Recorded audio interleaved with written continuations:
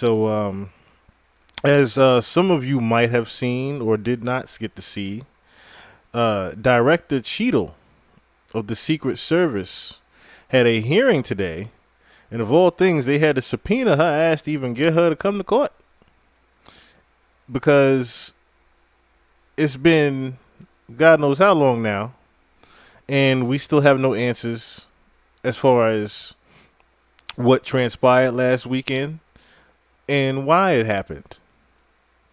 On top of the American people have plenty questions and plenty answers at the same time for Director Cheatle, although Director Cheatle seems to have none. So without further ado, we're going to get right into, because this one was, it was sadly hilarious. I'll just say that to the least. So this is once again Director Cheatle of the Secret Service in her hearing today. I now recognize Director Cheatle for your opening statement. Thank you. Good morning, Chairman Comer, Ranking Member Raskin, and distinguished members of the committee. My name is Kimberly Cheatle, and I am the Director of the United States Secret Service. I appreciate the opportunity to appear before you today. The assassination attempt of former President Donald Trump on July 13th is the most significant operational failure of the Secret Service in decades, and I am keeping him and his family in my thoughts. I would like to offer my sincerest condolences to the family of Corey Comparator, a former fire chief and a hero who was killed in this senseless shooting. I would also like to acknowledge those who were injured in Butler, David Dutch and James Copenhagen, and I wish them a speedy recovery. I would be remiss if I did not also extend my condolences on the passing of your colleague, Congresswoman Sheila Jackson Lee. Ms. Jackson Lee was always engaged in the oversight of the Secret Service, and her passing is a great loss to this body. The Secret Service's solemn mission is to protect our nation's leaders. On July 13th, we failed.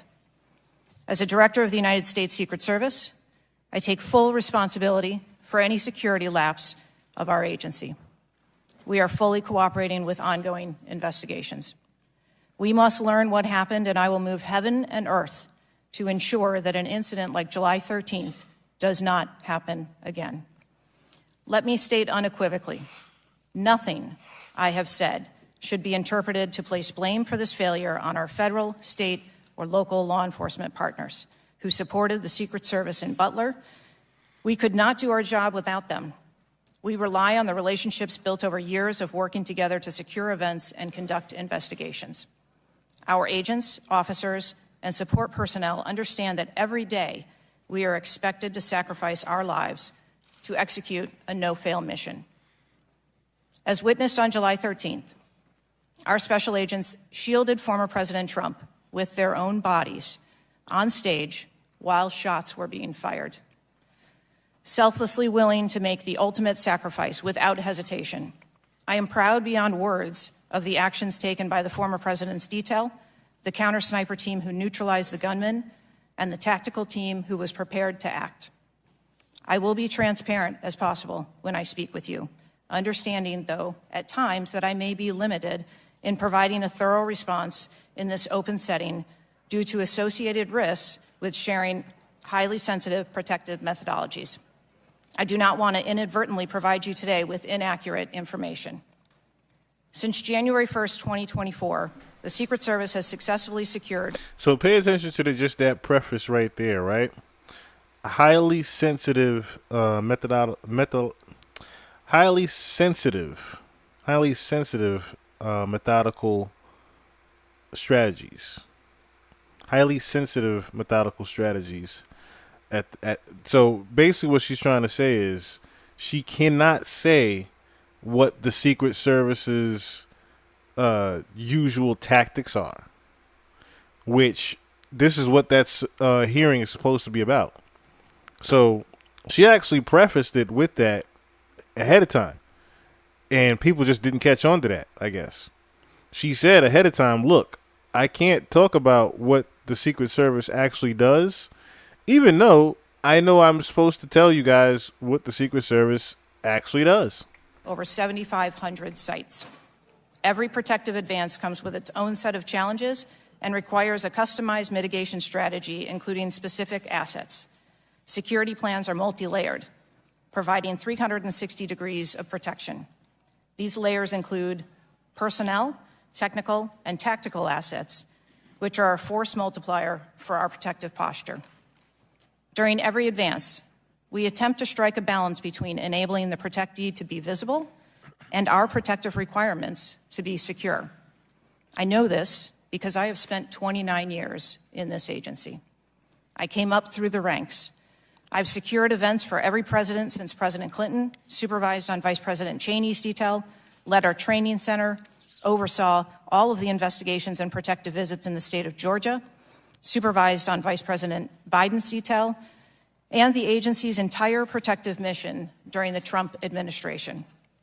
The comprehensive advance process involves collaborative planning between our Secret Service, the protectee's staff, local law enforcement partners, and the level of security provided for the former president increased well before the campaign and has been steadily increasing as threats evolve. The security plan included a full assessment of the Butler Farm showgrounds to identify security vulnerabilities and craft a security plan for the protectee, attendees, and the public. Immediately following the assassination attempt, I directed the activation of my... Now, another key thing she just said, to where you're going to hear this shit be contradicted later. Carried out the plan. She responsible for carrying out a full plan which revolved around making sure the attendees and the former president was secure. Pay attention to how she said that. Her responsibility was to make a secure plan to ensure the security of the attendees as well as the former president. Remember that she said that. Crisis Center. I assembled my executive team to begin surging more protective resources to the former president and to ensure the wellness of our people post-incident, all while securing an active crime scene. I immediately ordered a reevaluation of the Republican National Convention security plan, and I increased the security posture in the National Capital Region for all permanent protectees and sites. At the same time, I initiated a mission assurance investigation within our agency. I have instructed my team that all necessary resources will be dedicated to investigating these matters. We will not rest until we have explored every option, and we will leave no stone unturned. But I want to be clear. I am not waiting for these investigations to be completed prior to making changes. Over the past 2 weeks, we successfully led the planning and execution of the 75th NATO Summit and the Republican National Convention. Over the next few months, we will implement security plans for the Democratic National Convention, the United Nations General Assembly, and have already begun planning and coordinating the 2025 inauguration. It is now more important than ever for the men and women of the Secret Service to remain resilient and to focus on what is necessary to carry out our critical mission. Our agency needs to be adequately resourced in order to serve our current mission requirements and anticipate future requirements. The Secret Service currently protects 36 individuals on a daily basis, as well as world leaders who visit the United States, like Israeli Prime Minister Benjamin Netanyahu, who arrived in Washington, D.C. today.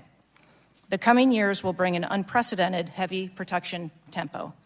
I have no doubt that the processes that I have implemented during my tenure as director, in addition to my nearly 30 years of experience in this agency, have positioned the Secret Service to be stronger. All right, now we're going to get Our to the meat and mission potatoes is of not things political. where when they really started drilling her. Is that true? I am here today because I want to answer questions, but I also want to be cautious. You might want to, but you haven't answered. I don't think you... No, actually, a little bit further back. A little bit further back. A little bit further back. About right here. Okay. If an American citizen were just to stop you and say, Director Cheatle, we support your work to the tune of billions of dollars and thousands of employees, what went wrong? What would you say? Again, knowing that we're 9 days out, I would say, as I have said from the very outset, I accept responsibility for this tragedy. We are going to look into how this happened, and we are going to take corrective action to ensure that it never happens again. Just start a counter right now of how many times she's going to say it's been 9 days out and we don't know anything. Just put a counter in the corner of your screens right now. Well, I appreciate that, and I hope you will act with vigor and focus and intensity, and it seems you understand the gravity and solemnity of this to the American people. Millions and millions of Americans don't feel safe with all the AR-15s out there. We thought at least the President of the United States or a former President of the United States would be safe, but now that's not even clear. Mr. Chairman, I yield back to you. Gentleman yields back. Chair now recognizes the Chairman of the House Judiciary Committee, Mr. Jordan from Ohio. Thank you, Mr. Chairman. Director, were you guessing or lying? The day after President Trump is shot, Secret Service spokesman Anthony Guglielmi said, quote, "The assertion that a member of the former president's security team requested additional security resources that the U.S. Secret Service or the Department of Homeland Security rebuffed is absolutely false." The next day, Secretary Mayorkas said, "That is an unequivocally false assertion. We had not received any request for additional security measures that were rebuffed." But 5 days later, the Washington Post said this: "Top officials repeatedly rejected requests from Donald Trump's security detail for more personnel." The next day, the New York Times said this: "Mr. Guglielmi acknowledged that the Secret Service had turned down some requests for additional federal security assets for Mr. Trump's detail." So which is it? Because both statements can't be true. Were you guessing or lying when you said you didn't turn down requests from President Trump's detail? Neither, sir, and I appreciate the question. Well, what were you doing? Because those statements don't. What the hell is neither? That right? She started getting caught early by them. Like he started already. Jordan started drilling her. So you didn't get what he just asked. Basically, look, it cannot be both things here. It cannot be one person saying that you denied giving access to more personnel, or should I say you denied his request for more personnel and more security and more precautions to be taken for the event, and then turn around and say before that you did take all the precautions in taking his request. So which one is it? That's why he said, are you guessing or you're lying? Because you were saying that you took all precautions and you answered to all his requests, but then the Post is saying that you had denied majority of that shit. So which one was it? Did you deny his requests for more personnel? Or did you not? Did you or did you not deny the requests for more personnel? It's a simple question. This is her answer to it, though. Don't jive. So what I can tell you is that for the event in Butler, there were no requests that were denied. As far as requests... Well, maybe they got tired of asking. Maybe you turned them down so darn much, they said, not worth asking. How many times did you turn them down ahead of that? I think that it is important to distinguish between what some people may view as a denial of an asset or a request. Well, is Mr. Guglielmi your spokesperson? He said he acknowledged. Just literally said, and quoting another contradiction, just literally said, look, there was no request denied in Butler, but I can't, confirm or deny that there was some, requests that were denied. Lady, you just said that you didn't deny. The Secret Service had turned down some requests. I'm asking how many? A denial of a request does not equal a vulnerability. Well, tell me what it is. There are a number of ways that threats and risks can be mitigated with a number of different assets, whether that be through personnel, whether that be through technology, or other resources. Well, tell the committee which it was. They asked for additional help in some form or another. You told them no. How many times did you tell them no, and what did you tell them no to? Again, I cannot speak to specific incidents, but I can tell you in general terms, the Secret Service is judicious with their resources based on... What does some requests mean? How many times? Some indicate requests is plural. So more than once they asked for additional help and you turned them down. What did they ask for and how many times did you turn them down? Pretty basic questions. So again, basic without question. having all of the... Because he keeps going back to it just to to catch her in her lie. Like, look, lady, I'm asking you a specific question. How many things did you deny, number one? Or it's just better yet, how many times did you actually deny them? And she keeps going around that one question. Details in front of me, sir.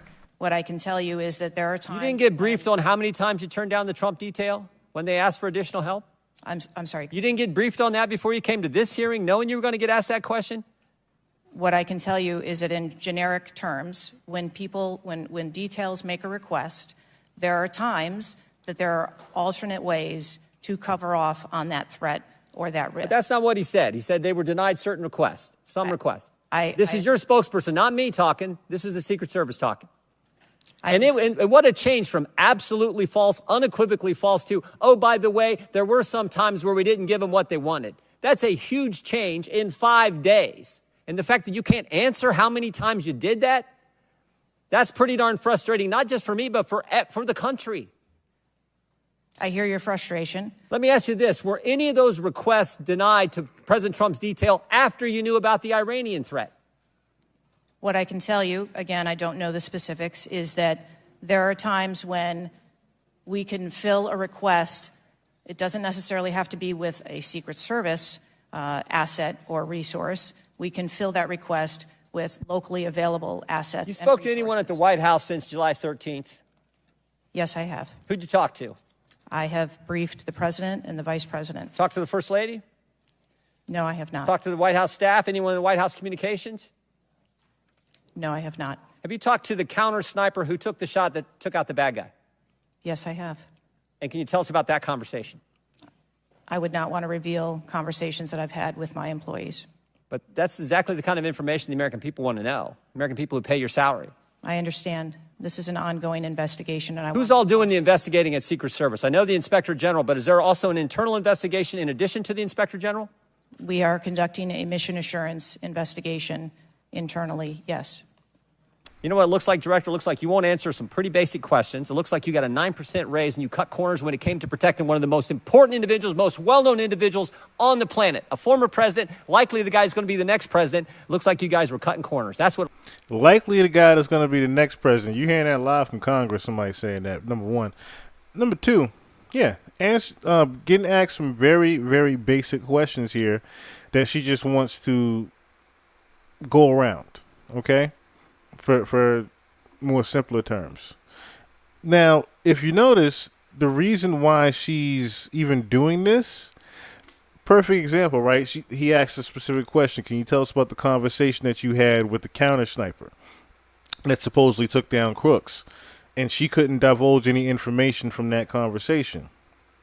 The same way she was generalizing information, or should I say generalizing her answers, she could have easily generalized what that conversation was about with the counter shooter as far as what they saw, what happened, why weren't they looking across the field.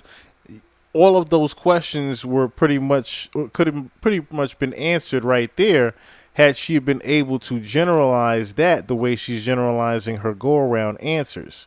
That's the frustrating part that everybody's already getting to and alluding to, the fact that, look, you knew that you were going to be asked these questions ahead of time. Forget the fact that it's been 9 days out. You knew this shit 2-3 days ago that you were going to be asked these questions. Why haven't you been doing your due diligences as far as getting the answers to these questions that you knew ahead of time that you were going to be asked today in front of this Congress? Looks like to me. Is that true? I am here today because I want to answer questions, but I also want to be cautious. You might want to, but you haven't answered. I don't think you've answered one question from the chairman, the ranking member, or me.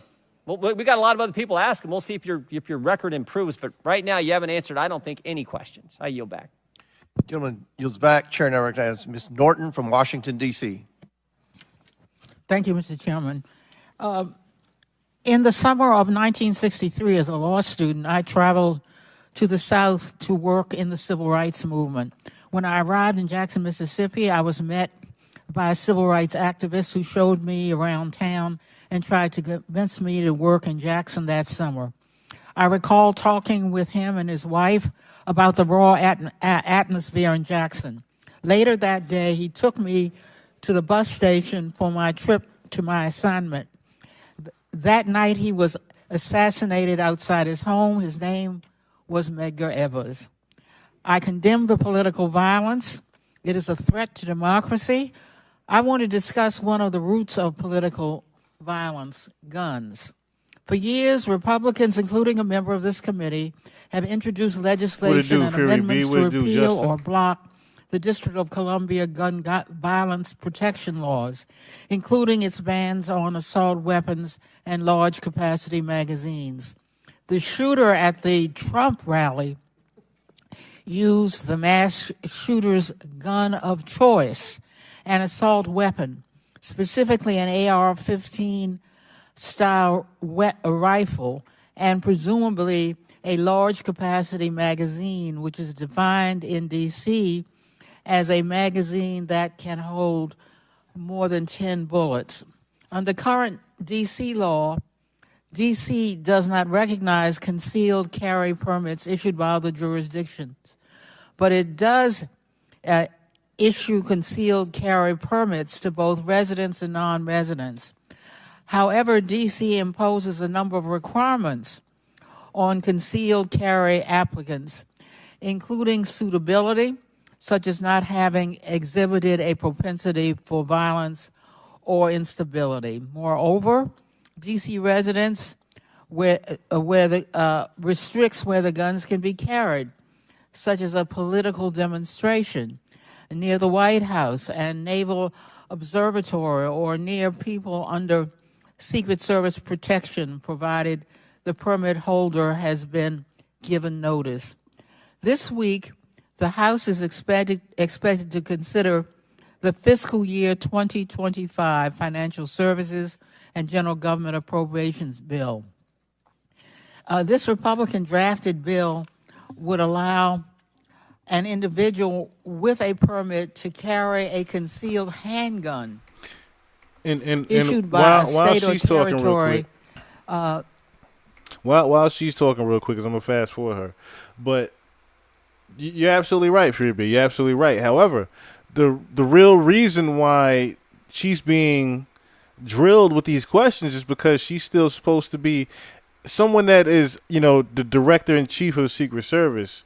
You're still supposed to be in charge of finding out this information. That regardless if you don't know, or should I say regardless if you're not responsible for certain things in certain areas, you still are responsible for obtaining the information. You work with Central Intelligence.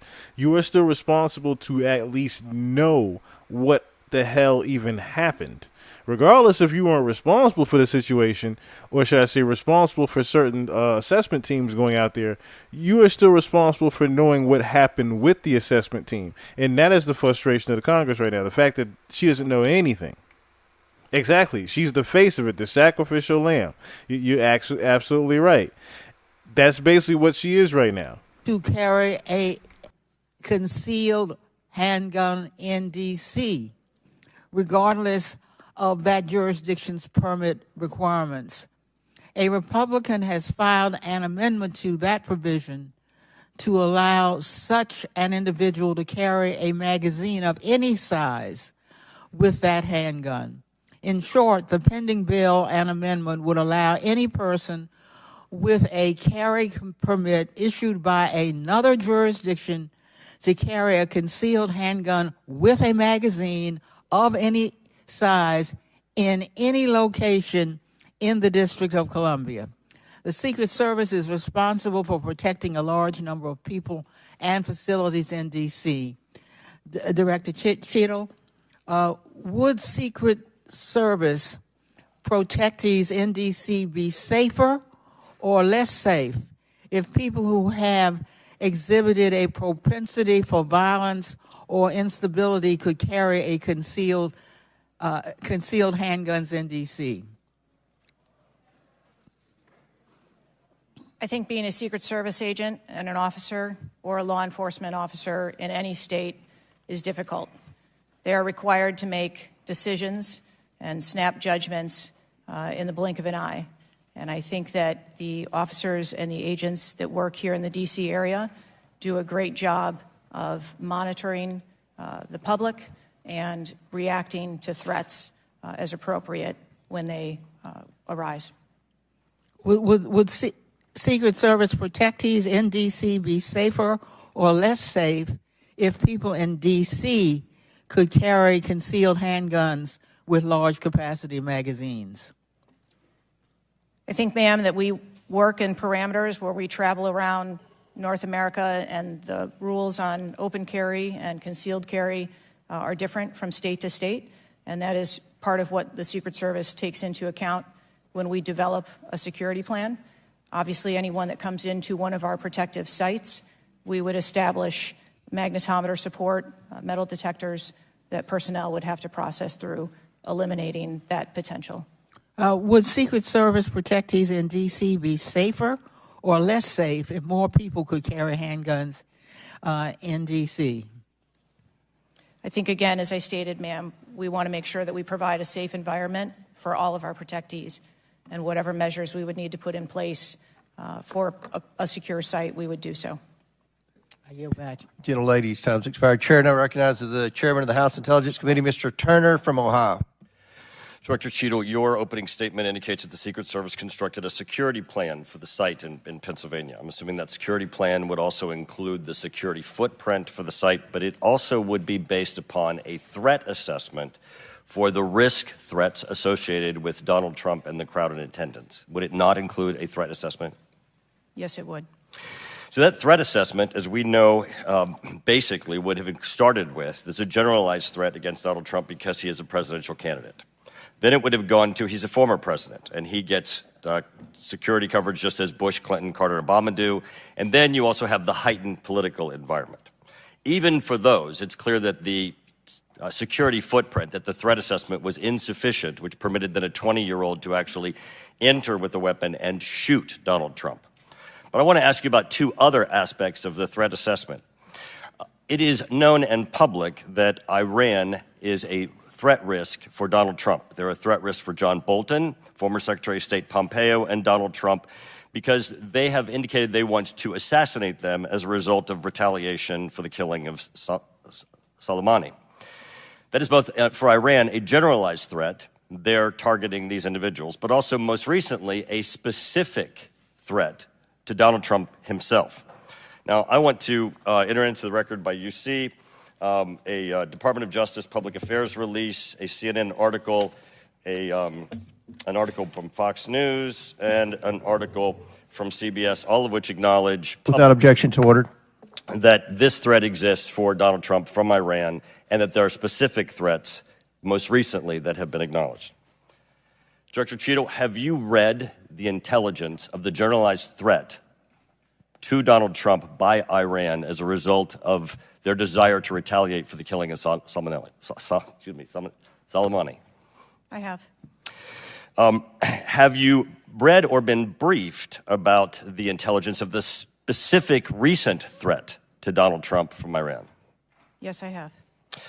Director Wray, when we were getting our briefing, indicated that he thought The more I keep hearing Iran, the more I keep hearing predictive programming again. Because Iran doesn't have shit to do with what happened at that rally. Iran has zero to do with what happened at that thing. But the fact that they keep implementing Iran, it just lets me know, of course, the same thing so I've been jokingly saying to people, we are already in World War III. They just haven't announced it yet. Reason why I keep jokingly saying it to people is because they've been throwing around, for the past decade now, that we are at war with Iran. Even though we haven't had bombs get hit over here in the U.S. and in our major cities and shit like that, they have pretty much been telling you guys loud and clear, like, yo, we are at war with Iran. And every single time something happens within the American government, whenever a mass shooting happens or some type of terrorist threat, who do they blame? They always blame Iran somewhere. If it ain't China, they blame Iran. They've always tried to just blame the Israeli government and Iran because they want you to get it in your head. They want you to have it in your head. that you're going to go to war with Iran. Yeah. Pretty much. The 7-country plan.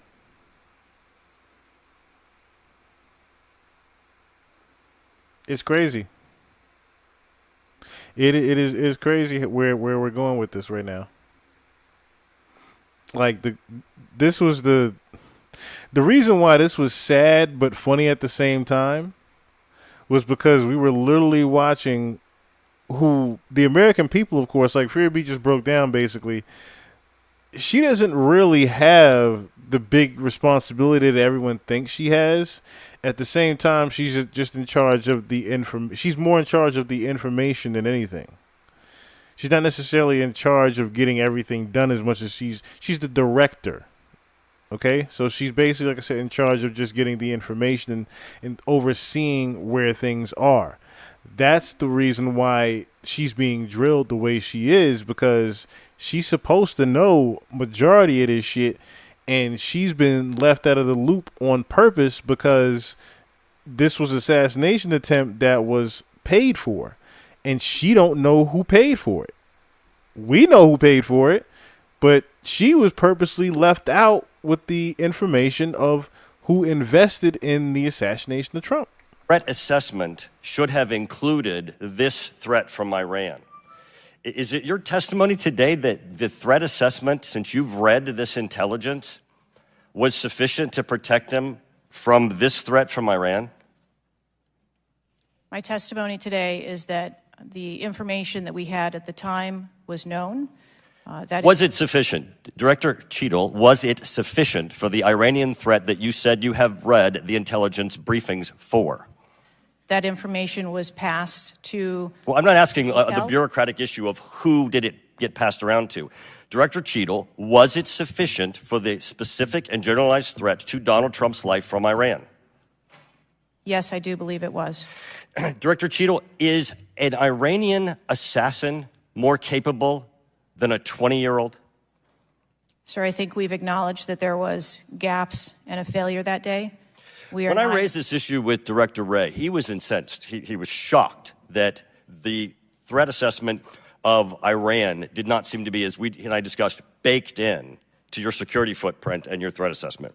And he went on to say that the generalized threat that he has told the whole country that we are under from a potential terrorist threat. He has said we're under the highest threat level since 9/11, that the lights are flashing red. And he has specifically indicated that people have crossed the southern border as a result of the Biden administration's policy, and that there are in our country today terrorists and individuals who are affiliated with terrorist groups and organizations. That would be a heightened threat environment, Director Cheatle, would it not? Yes. In his public statements, he has said he is making these statements because he wants people to take them into consideration in threat assessments, specifically. Now, that would be a threat not just to Donald Trump, but it would also be a threat to the crowd there, wouldn't it? Yes. Are ISIS terrorists and al-Qaeda terrorists and international groups and terrorists more capable than a 20-year-old in pulling off either a mass shooting or an assassination of Donald Trump? Sir, again, there was clearly a breakdown and a failure that day. Have you read the intelligence of the terrorists that are currently in the United States that Director Wray speaks, and those individuals that are here that are affiliated with terrorist groups and organizations? And of course, what he's trying to ask here is that, okay, so you knew that there was supposedly, quote unquote, a higher risk threat at large, talking about Iran. You knew that there was a higher risk threat besides this 20-year-old at the rally, and you guys still didn't even take the measures of heightening the security then. Got it. That are in the process, as Director Wray said, of representing a significant threat of a terrorist attack occurring in the United States. I have read reports that apply specifically to the Secret Service's mission. Director Cheatle, because Donald Trump is alive, and thank God he is, you look incompetent.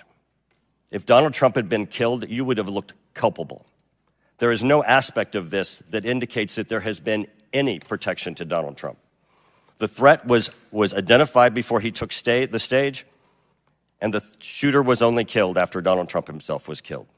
Not only should you resign, if you refuse to do so, President Biden needs to fire you because his life, Donald Trump's life, and all the other people which you protect are at risk because you have no concept of the aspect that the security footprint needs to be correlated to the threat. I yield back. Chair now recognizes Mr. Lynch from Massachusetts. Thank you, Mr. Chairman. Director Cheatle, there were multiple security failures at the former president's rally in Butler, Pennsylvania. First of all, there was a failure to isolate the podium from exposure to direct fire.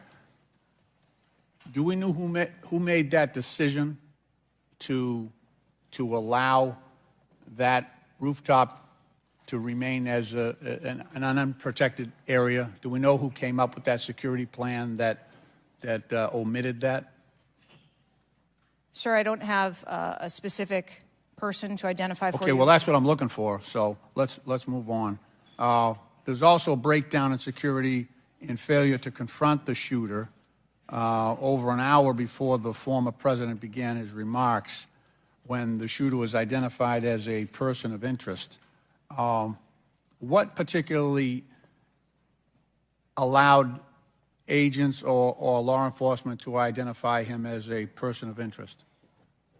So I appreciate the question, and again, I will say that we are 9 days out, and there are a multitude of interviews that are still taking place. Okay, so did he have a rangefinder? There were some reports that the individual had a rangefinder. That would certainly raise my suspicion. Did he have a rangefinder? Yes, he did, but may I explain that at a number of our sites, especially when you're at outdoor venues, a rangefinder is not a prohibited item. It is sometimes an item that is brought in by individuals if you're going to be in the back. Did anybody confront him on that? Anybody ask him questions? What are you doing with the rangefinder? Anybody confront him on his presence where he was in proximity to the president? So again, to my knowledge, I believe that was the process that was taking place, was to locate the individual. Did they confront him? Did they go up to him? Did they talk to him? I do not have those details at this time. Those are important details. The process was to locate him, but you don't know if you located him, but you were told that they located him. Y'all hear this shit? Like I said, that they are. This is what pissed me off about it, but was so funny. The fact that they are literally just. So, you saw him ahead of time, knew he was there. That's why I said before with the joke about I went up there, asked him if he wanted a hot dog or a beer or something like that, then came back down and still let him shoot. Like, dog, y'all knew ahead of time where he was. Someone supposedly went to him. The Secret Service knew someone went to him. And he still was able to conduct getting on top of that roof, even though y'all done confronted him knowing he had a rangefinder before he even went up there. It's just so many things that makes you say, wait a minute, what? There was also a failure to communicate between law enforcement to act quickly upon information provided by either local law enforcement or rally attendees that the suspect was positioned on the roof. There were minutes of delay before any meaningful action was taken, even though he was several hundred feet from the podium, and this was obviously minutes before the shooting. Let me ask you, there was considerable delay in removing the president from the podium after the shooting began. He got shot in the air. It was still over a minute before he was removed from the stage. Meanwhile, that's another thing that's inconsistent too, because there are literally videos of former Secret Service agents or former military people, former CIA, former FBI. All of them say the same thing as far as in training, you literally have milliseconds to get that done. So for the fact that it took that long for number one, he got to ask, yo, can I get my shoe? Yo, anybody got my shoe? Where my shoe at? Let me put my shoe on real quick. Y'all get me out of here. All right, hold on. Let me put my fist out. Nowhere in the hell are they going to allow that even in the training for the protector, the protectee, to get his shoe, let alone get a photo op out there, just for the newspaper? You as the Secret Service are supposed to protect him, head down, huddle him up, fold him up like a pretzel, and throw him in the vehicle and get him out of there. That was what's supposed to be done. But y'all just let him comfortably leave out of there. Like, damn, y'all really didn't get him? So y'all really missed? All right, fuck it. All right, let's just buy a little bit of time. Maybe somebody get a second shot. Damn it, y'all still ain't shoot? All right, we get him out of here now. This shooter had multiple clips, several clips. He got off 8 shots, and he had the capacity and the ability, if he was not neutralized, to basically mow down that whole Secret Service detachment as well as the president. What, from your own investigation, caused that delay under the circumstances? What I can tell you is that when the agents identified that the shooting was taking place, in under 3 seconds, they threw themselves on top of the president. I understand that there was heroism there. No question about it. No question about it. But protocol would indicate, and these are the opinions of various former Secret Service agents, people who have done this work in the past, that over a minute of exposure on that podium with a shooter with a high-capacity weapon who had already wounded the president and could have got off, we don't know how many more rounds, and yet the president remained exposed, even though he was joined in that exposure by the Secret Service in their heroic acts. It just, I don't know if there's a good explanation for that. Our personnel created a body bunker on top of the president. I get that. Shielding him. Yeah, this was an AR-15 style weapon that would have made pretty quick work if he was determined and able to do so. This is not the first investigation that we've had of the Secret Service during my time here on this committee, and the last one we had, our previous investigation determined that the Secret Service was experiencing a staffing crisis that poses perhaps the greatest threat to the agency, and that's a quote. Is that staffing crisis still in place? Is that still something that you deal with on a daily basis? As of today, the Secret Service has just over 8,000 employees. We continue to hire, knowing that we need to ensure that we keep pace with what would be the full complement of and gentlemen, time's expired, but please answer the question. Yeah. I'm sorry. What would be the full complement that you're looking for? You've got 8,000, and how many would be a full complement for the service? So we are still striving towards a number of 9,500 employees approximately in order to be able to meet future and emerging needs. Okay. Thank you, Mr. Chairman, for your courtesy. I yield back. Chair recognizes Dr. Fox from North Carolina. Thank you, Mr. Chairman. Director Cheatle, what grade would you give the Secret Service's performance in Butler, Pennsylvania on July 13?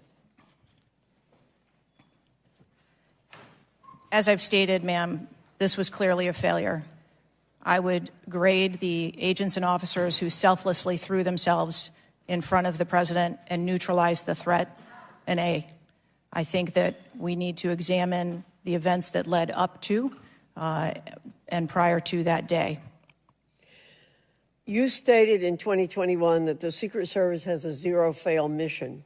It's clear that the events of July 13 show a cascade of failures that cost Corey Comparator his life, nearly cost former president his life, and injured David Dutch and James Copenhaver. When an agency fails spectacularly at its mission, those responsible must be held accountable, and the problems must be fixed so they cannot happen again. Why should the American people or the officials you're responsible for protecting have confidence in your ability to lead the Secret Service after such a spectacular failure? I appreciate the question, and I am committed to finding answers so that we can make the agency stronger after this. You said on July 15 that the buck stops with me. How are you taking accountability for the Secret Service's failures during the July 13 assassination attempt on President Trump? I have taken accountability, and I will continue to take accountability. I am responsible for leading the agency, and I am responsible for finding the answers to how this event occurred and making sure that it doesn't happen again. So I would like to explore how you got the job as director of the United States Secret Service. Is it typical for the director of the Secret Service to be recommended for the role at the behest of a president's family and senior staff? Woo! Fox is cooking. So, as I said before in my tweet too, the most important question that got asked here that no one paid attention to was, how did you even get this job not knowing a damn thing? That is the biggest question of them all. Perhaps at the request of Joe Biden or Anthony Bernal? I got the And pretty much she gave her she gave her one of those rhetorical questions. Like, bitch, we know how you got this job. We know it was through the in workings of someone else. You didn't get up here through the years of hard work ranking. That you got up here through someone else recommending you. It wasn't necessarily through your actual experience of doing things or getting things done. You got recommended to be here. job as a director of the Secret Service because I spent 27 years in an agency with a mission that I absolutely love. I started my career in Detroit. I worked my way up through investigations and protection. Was there competition for the position? You would have to ask those who were involved in the interview process. But you think you are the best person in the country to head the Secret Service? She asked the biggest two questions just now. Was there even any competition for you to even get this job? And how, pray tell, what was even the criteria on how you even got this job in the first place? That drill right there? Not necessarily. We got into enough, but we're gonna be here for a while, Miss Zane. Thank you for joining as well. You didn't miss too much, you know what I'm saying? But we're gonna be here for a good time. I mean, I think that I am the best person to lead the Secret Service at this time. The Secret Service receives billions in funding each year, as has been explained by my colleagues here. In fact, you've had an increase in real terms of 55%. As you're no doubt aware, staffing levels for those assigned to protect the president, former presidents, and other senior officials has decreased by about 350 between 2014 and today. Clearly, a lack of financial resources not to blame for the staffing shortage. In 2022, the Secret Service saw nearly half its workforce leave in 1 year, and during the same year, it was ranked dead last among law enforcement agencies in the best places to work in the federal government. Can you explain why your agency was so poorly rated and why so many staff left in just 1 year? So with all due respect, I dispute the statistic of half of the employees leaving in 2022. I think that has been inaccurate data that's been reported out there. But what I can tell you is, as I have returned as the director of the agency, we have had an increase in hiring and staffing and an increase in resources, and we are committed to continue to hire so that we can be staffed appropriately to meet the dynamic mission that we have. Well, you may want to dispute it, but it's out there. My understanding, given the high-profile failures and rotten culture at the Secret Service during your nearly two-year tenure, why should the American people have any confidence in your ability to lead the Secret Service to perform its zero-fail mission to protect our senior leaders? The Secret Service has an incredible culture. Our men and women place service over self. They come in every day willing to risk their lives for our protective mission. and they work investigations that thwart people who would do harm to children, child exploiters. We have an incredible mission, and our culture is we will get the job done no matter what. Well, those on the front line certainly have a great culture, and they were willing to risk their lives for President Trump. But I'm not sure the leadership at the agency has this right kind of culture. I yield back, Mr. Chairman. Chair now recognizes Mr. Conley from Virginia. Thank you, Mr. Chairman. Well, I hope the American people do appreciate the incredible daily risks Secret Service agents take on our behalf. You mentioned there are 36 regular clients you've got that you protect constantly, but I was participating in the NATO summit just 2 weeks ago. We had 32. Fury B, you just asked the biggest question that I've been asking for the past, I want to say, 2 weeks now, because for the simple fact that, and then someone's going to mention it later on too, that in this particular hearing, someone's going to mention the one thing, again, that people are just not even noticing, the little shit that just shows you how this was an inside job, right? People don't even know how long she's been there. She keeps saying that she's been with the agency for 27 years. People don't even know how long she's been the director of the Secret Service, though. That's the scarier part. People don't even know how long she's been the director of the Secret Service. They don't know how she actually got her job, let alone they don't have any rapport with her. So you just asked the biggest thing, who the fuck is this? who is she? Who is she? And how all of a sudden are you here now and you don't know anything? Obviously, you just got here yesterday. Heads of government and heads of state, plus visiting heads of state and heads of government. Presumably, you provided protection for all of them. That is correct. Just saying. Help us understand, however, I will stipulate that there's an ongoing investigation. You don't want to go into too much detail on that until you've been able to ascertain all the facts and analyze what they mean.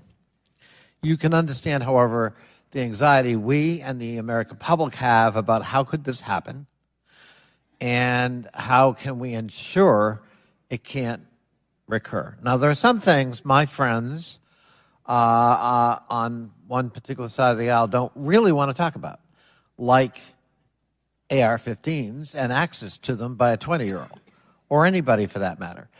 Presumably, Director Cheatle, the ubiquity of weapons, guns in America, especially assault weapons or semi-automatic weapons, that's helped your job and the mission of your agencies, right? It's made it less complicated. Isn't that true? I'm sorry, I'm not understanding your question. Real simple. More guns, especially dangerous ones, have made your job protecting people easier. Is that not right? I think at... That trick question fucked her all up. It should have made your job easier, right? With all these people being able to get these guns, it should make it easier for you, right?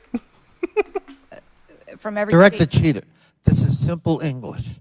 More guns, do they make your job more complicated or less complicated in protecting these 30? Simple English, Ms. Cheatle. Simple English. Just answer the question in simple. This is a simple English. Yo, he is cooking her shit. 6 clients and visiting heads of state and heads of government that come to Washington. I think the Secret Service needs to take into account... I didn't ask that. That they're in. I'm sorry. I asked a simple question, which deserves a simple answer. The ubiquity of guns, dangerous weapons in America, like AR-15s, has that made your job, that is to say the mission of the Secret Service, easier or more difficult? I think the threat environment for protecting our Secret Service protectees is always difficult, and that's dynamic, and it's always evolving. We stipulate it's always difficult. Again, this is a simple one. Does the ubiquity of guns make your job easier or more difficult today? I understand the Second Amendment rights of individuals. I didn't ask that question. I'm not questioning the Second Amendment. I'm asking a simple analysis, Director Cheatle. And I can tell you, You're not making my job easier in terms of assessing your qualification for continuing on as director. Please answer the question. You're the head of the Secret Service. You're speaking on behalf of 8,000 members who put their lives on the line. We just had a failure by your own admission. Do guns make your job easier or harder? I think the job of the Secret Service is You're not making my job any easier. I tell you that damn much. Yo, he is cooking her. Oh my God. difficult on every day, and we need to make sure that we are mitigating all threats, whether that be That weapons, isn't my question. personnel. That is not my question. And now I think you're evading the answer, which is not a hard one. I am sorry that you feel that way, sir. How else could I feel, Director Cheatle, when you're clearly avoiding a direct answer to a very simple declarative question? We almost lost a presidential candidate the other day. A 20-year-old had access to his father's AR-15 and got on top of a roof within 500 yards or feet of the podium. And I'm asking you, did the availability of that AR-15, which is replicated all across America, make your job harder or easier? And you're not willing to answer that question? And you think and you wonder why we might have a lack of confidence in your continued ability to direct this agency? In the words of Donald Glover, this is America. I understand your question, and that's the environment. Well, if you understand my question, why not answer it? Because it's the environment that the Secret Service works in every day. That doesn't tell me anything. That's the environment we work in. What the crazy thing is, yeah, she is answering it the only way that she should.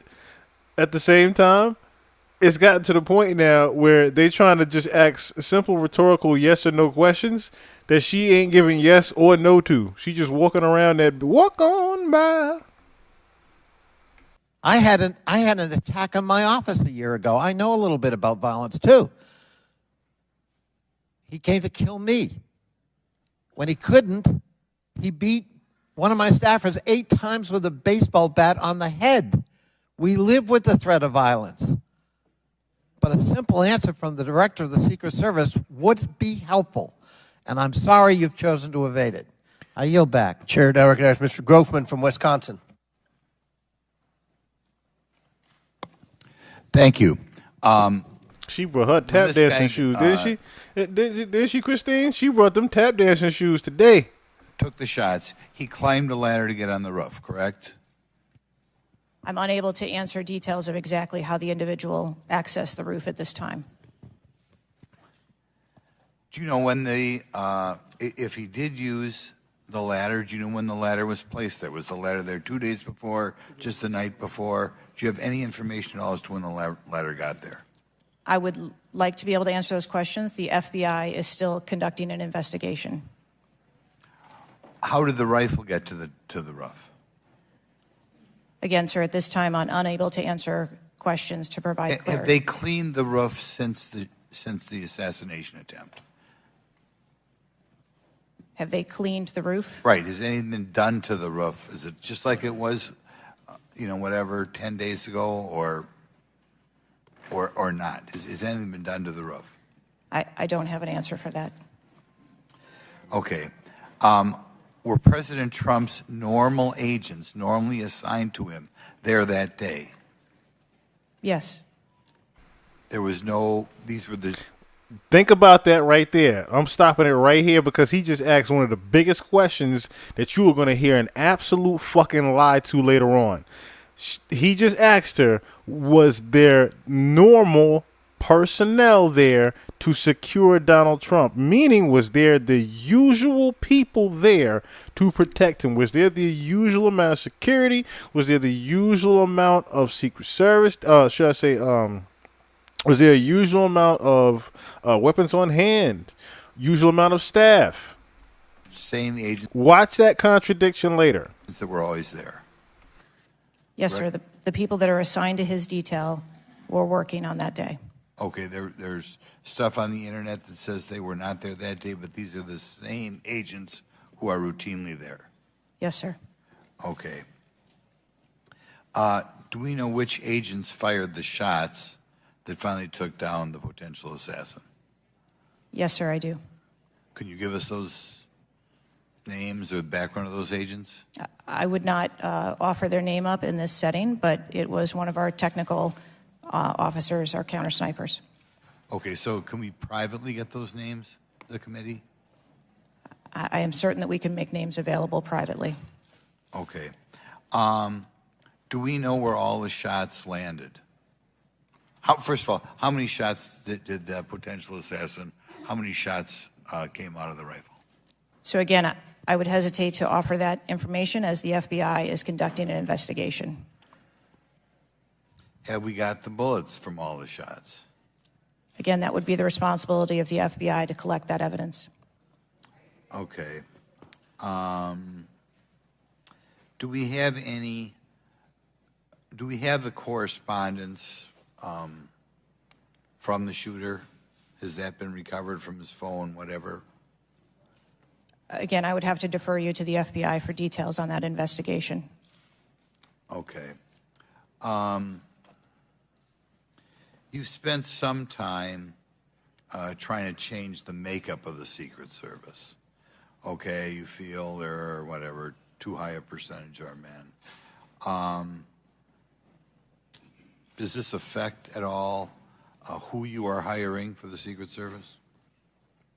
I've spent my time as the director trying to increase the number of people that we hire in the Secret Service so that we have the best and the brightest, and that's been my concentration as the director.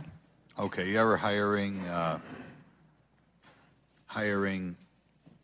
not hiring men because of your desire to hit certain targets? I am hiring the best qualified candidates that put in an application that want to work for our great organization. Okay. Next question. The shooter obtained a direct sight of President Trump from the position on the rooftop. I assume that is not something that should ever happen. It should never happen. Do you want to elaborate a little on how that happened, or what you wish you had done differently, or would do differently next time there's a Trump rally? Again, sir, the facts of this particular event are still unfolding. 9 days, there have been a number of reports that have been out there.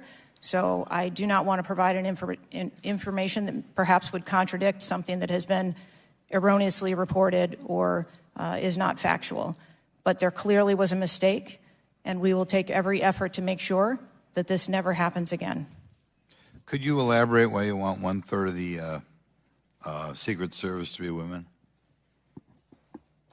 I've never stated that I want 1/3 of the Secret Service to be women. 30% or something. You had some target, no? Okay. Well, gentlemen, There goes that sexism again, Fury. what was Director? What was erroneously reported? You said to Mr. Grothman's question. You said something was erroneously reported. What are you referring to? I'm referring to their... And his question was in the context of the shooter using a ladder to get on the building. What was erroneously reported? Because you won't tell us anything, but you'll tell us something that wasn't reported accurately? I'm saying, sir, that there have been a number of reports that are out there that have been speculation, and until we have the actual facts, I don't want to report anything that would contradict speculation that has been out there. Thank you, gentlemen, for your... So, and the reason why they're getting so frustrated with her, and yes, the thing is, she necessarily isn't in charge of majority of that shit. The thing is, like I said, she is in charge of knowing. So, like I said, it's not a fact that she's in charge or responsible for certain shit. It's the fact that she is in charge of at least knowing this shit. And we are a week out and she don't know a damn thing, supposedly.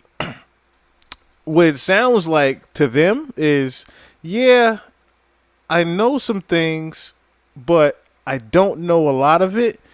But what I do know is I can't tell you anything. And all of them are like, excuse me? That's basically what is fucking them up right now. The fact that she really doesn't know anything because she hasn't been told anything. She's pretty much been purposely left out of the loop. And she's just taking this big old roundabout gangbang in the Congress room right now. She is pretty much the scapegoat for whoever is supposedly responsible for this, because the real thing about this is there was a fuck up, But the fuck up wasn't on the behalf of the Secret Service protecting Donald Trump. The fuck up was that Trump didn't die. Chair recognizes Mr. Krishnamurti from Illinois. Thank you, Mr. Chair. Thank you, Mr. Ranking Member, for bringing us together this morning. One question I get asked a lot from my constituents is, what can Congress actually do to stop this from happening again? And I'd like to share a graphic from a very recent study conducted by Professor Robert Pape, a world-renowned expert in combating political violence.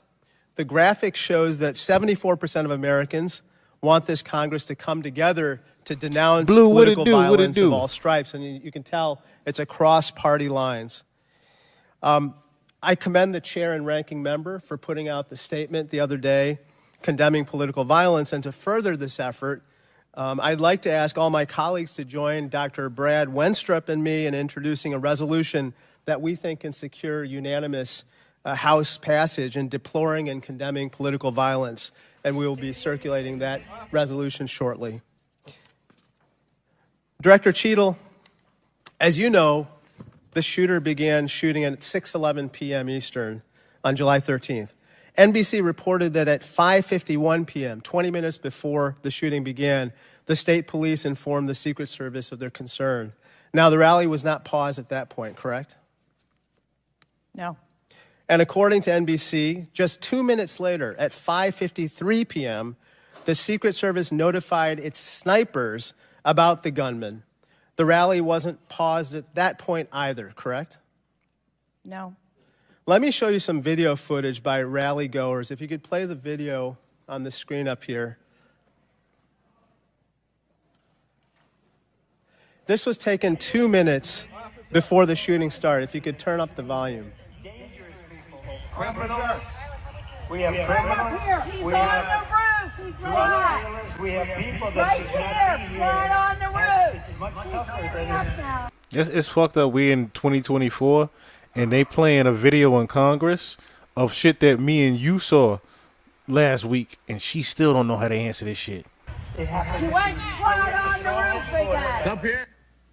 Ma'am, that doesn't look like suspicious behavior. That looks like threatening behavior to me. And the rally wasn't paused at that point either, correct? I can tell you, as I stated earlier, sir, that the moment that the shift surrounding the president were aware of an actual threat. That's a threat right there. The guy's on the roof and everybody's yelling at him. Yes. And directing the officer's attention to him. The rally was not paused at that point, correct? We are currently still combing through communications and when communications were passed. Well, I can point you to this communication. It's 2 minutes before the shots started ringing out. Director Cheatle, yes or no? Was there ever a moment where the Secret Service actually considered pausing the rally? The Secret Service would have paused the rally had they known or been So the told answer is there no. was an actual threat. The answer is no. The rally would have been paused had they known there was an actual threat. You just contradicted yourself in the same sentence that he just asked you the question of, lady, they told you it was a threat way beforehand, and you didn't pause the rally. So why wasn't the rally paused? And then he just asked it in a more simpler way. So you were told, or should I say, you told us that if there was a threat and you knew about it, that the rally would be paused. So you literally knew about this threat and you still ain't paused the rally. Why? Correct? I can speak to you in generalities. No, I don't want I generalities. don't I know want all of the specifics. communications The that were- answer is no. You did not consider pausing the rally, correct? The people that are in charge of protecting the president on that day would never bring the former president out if there was a threat that had been identified. Well, they did, because we've now identified 3 points in the 20 minutes before the shooting that the threat emerged. Let me point you to something else, which is the building that the shooter was perched on, seen here. This building is called the AGR building. I'm sure that you're familiar with it. It's no more than 150 yards from the stage where Donald Trump stood, yet the security perimeter was drawn such that the AGR building was placed outside of it. Director Cheatle, according to the Washington Post, the AR-15 styled rifle used in the shooting had a range of 400 to 600 yards, and therefore the AGR building was clearly within rifle range of the stage, correct? Yes. NBC News has reported that in the days before the rally, the Secret Service had identified the building as a vulnerability that required special attention, correct? That's reporting from NBC. Yes. So I am still looking into an active investigation. I know, but it's been 9 days. I mean, you should know that, right? And yet, despite the fact that the AGR building was in rifle range of the stage and it was flagged as a vulnerability, this building was put outside of the Secret Service's security perimeter. And I respectfully submit this. So while they talking about that right now, and trust me when I tell you, Blue Muse, thank you for saying that, by the way. I appreciate you guys as well.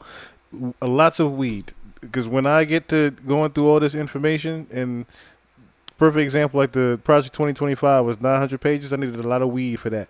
So, yes, the answer to that is weed. That's how I do it. They literally had a Pac-Man diagram of the field where they did the assessment of the shooting. It literally looked like Pac-Man. We're going to look at that later on. That was probably the funniest part about this whole display of the shooting.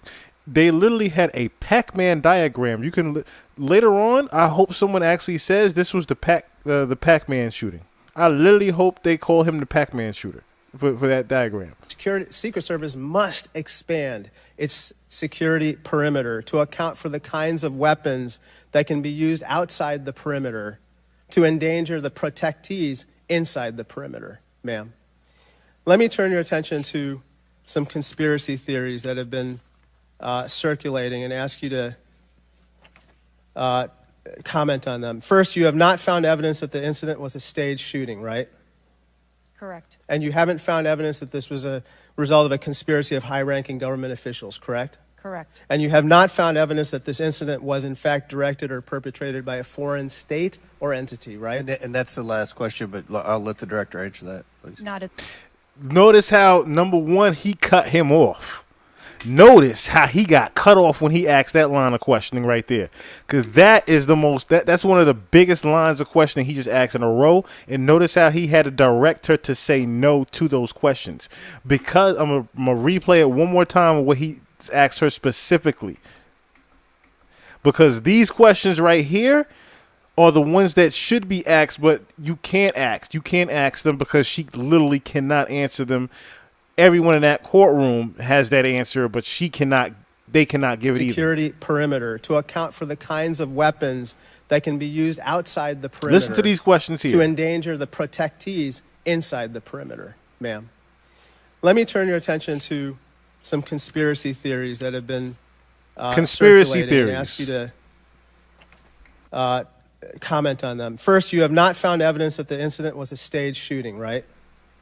Correct. You didn't find out that it was a staged shooting. You had to direct her to say no on that one.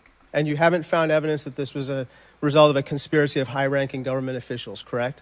You haven't found out that this is a conspiracy by government high-ranking officials. In other words, he had to reword that saying, so, yo, you ain't hearing nothing about BlackRock investing in this thing and getting assassinated? You ain't hearing nothing about such and such, putting some stock, Austin Reeves and them putting stock shares and whatnot the day before he about to get shot? You ain't hear about none of that, right? Right? You ain't hear about none of that, right? Okay. Correct. And you have not found evidence that this incident was in fact directed or perpetrated by a foreign state or entity, right? And that's the last question, but I'll let the director Look how answer he had to cut her off and say, all right, that's the last question you're going to ask her that, because you getting a little bit too deep now. You get a little bit too deep over there, sir. We can't have you ask her that question, let alone she can't answer it, okay? So that's going to be your last time you asking her that question, let alone anybody else in this courtroom, please. Thank you. I yield back. Gentleman's time's expired. Chair now recognizes Mr. Cloud from Texas. Thank you. I just wanted to confirm there was only one counter sniper who took one shot. Is that? We had multiple counter sniper teams available. Yeah, on the that premises, day. but is only one took one shot? Is that correct, or only one? Correct. Okay. How many spent shell casings were found on the roof? Again, I would have to defer you to the FBI's criminal investigation. Okay. Word is that the car was rigged with explosives. Again, sir, I'd have to defer you to the FBI's investigation. Okay. You're not curious about, you don't communicate with them? No. Okay. CNN reported that the Secret Service did not sweep the building the shooter was used to shoot President Trump and other attendees. Is that true or false? So we are conducting a mission insurance investigation and will depend on the information. Quick little fun fact, little Snapple fact, and Fury B had been saying this throughout the whole chat. He literally just asked the rhetorical question of, "Hey, so how many shell cases was on that roof?" And she responded immediately, "Well, look, you got to ask the FBI that." Well, you don't talk to the FBI. You're the Secret Service. You don't talk to none of these people. It's the same thing we've been saying. She don't even talk to none of these damn people. Yes, she's in charge of knowing. That's the main reason she's being drilled. And, of course, unfortunately, she is the sacrificial lamb here. But she is still in charge of the information. She's in charge of at least knowing half of this shit. And she don't know 5% of what she ate for breakfast this morning. That we obtain from our investigations. Okay. The Secret Service knew there was a suspicious person anywhere from 8 minutes before President walked on stage to 30 to 60 minutes. We have different reports. Was President Trump or his team notified of the threat? I think there's a difference and a distinction between suspicious person and threat. Yeah. So we are going back and looking at communications to know when the information about a suspicious person was passed to Secret Service personnel. Okay, but was President Trump or his team notified? Again, we are going back and looking to make sure that we have the exact information of when those notifications were made and who those notifications were made to. Okay. Right, I put an inquiry in. I don't know right now. Let me go ask the homie later on. I got you. Everyone in America that's basically what she's why saying. was the roof left open? And after 9 days, we should at least maybe have a little bit of that information. And when you come to this committee hearing and you don't have anything to say about that, it's very, very troubling. Did you review the security? That's the most fucked up part about it. She's like, "Yo, look, I'm looking into it still. They ain't get back to me yet, but I'm hoping they do. I'm hoping they eventually get back to me. But as soon as they get back to me, I'll let y'all know. I guarantee you, I'll let y'all know. But more than likely, they're not gonna get back to me, so y'all will never know, because I'm never gonna know." Security plan for this event? I personally do not review security plans for events that take place across the country. Boom. I do not I do not have the responsibility of the security plans. Y'all heard her literally say at the beginning of this hearing, out of her own mouth, that she is in charge of taking care of and is responsible for the planning of the security at the events. She said that specifically. She is in charge of planning the security at the events. And then she turned around and said right here when he asked her specifically, "Yo, who was in charge of knowing who was supposed to be where?" "Oh, I don't do any of the planning of the security at the events." You literally just said earlier that you did. Any of them? We have a number of events that Who's take the place. top level official who reviews the security plans? There's a number of people that review security plans. Who's as they ultimately unfold. responsible for signing off on a security plan? It's a conjunction of personnel. There are people on the ground. There are supervisors on the detail. There are people at headquarters. So there's not one person who says, "Okay, this is good. It's copacetic. We're going for it." I think much in the way that we build our security plans, where they are No multi-layered. doubt there's teams working different aspects of it, but ultimately, isn't there an individual who signs off on the plan? Much like how we design our security plans, they're multi-layered. There are multiple layers. So there's of no people. accountability. There is accountability, sir. There's this is whether it's the FBI or Fauci or anything. It's time after time after time. These multiple layers of accountability turn into layers of plausible deniability in agency after agency after agency. That's got to be fixed, because you keep coming here and expecting, yes, you're saying I'm responsible, and you're accountable for it, but then there's nothing.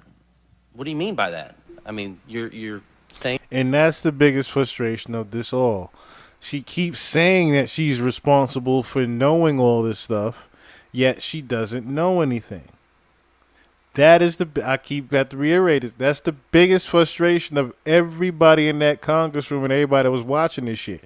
The fact that she is in charge of just at least the information part and didn't know a fucking thing, let alone you are saying out of your own mouth that you are responsible for everything that goes on with the Secret Service and responsible for what happened, yet you don't know nothing.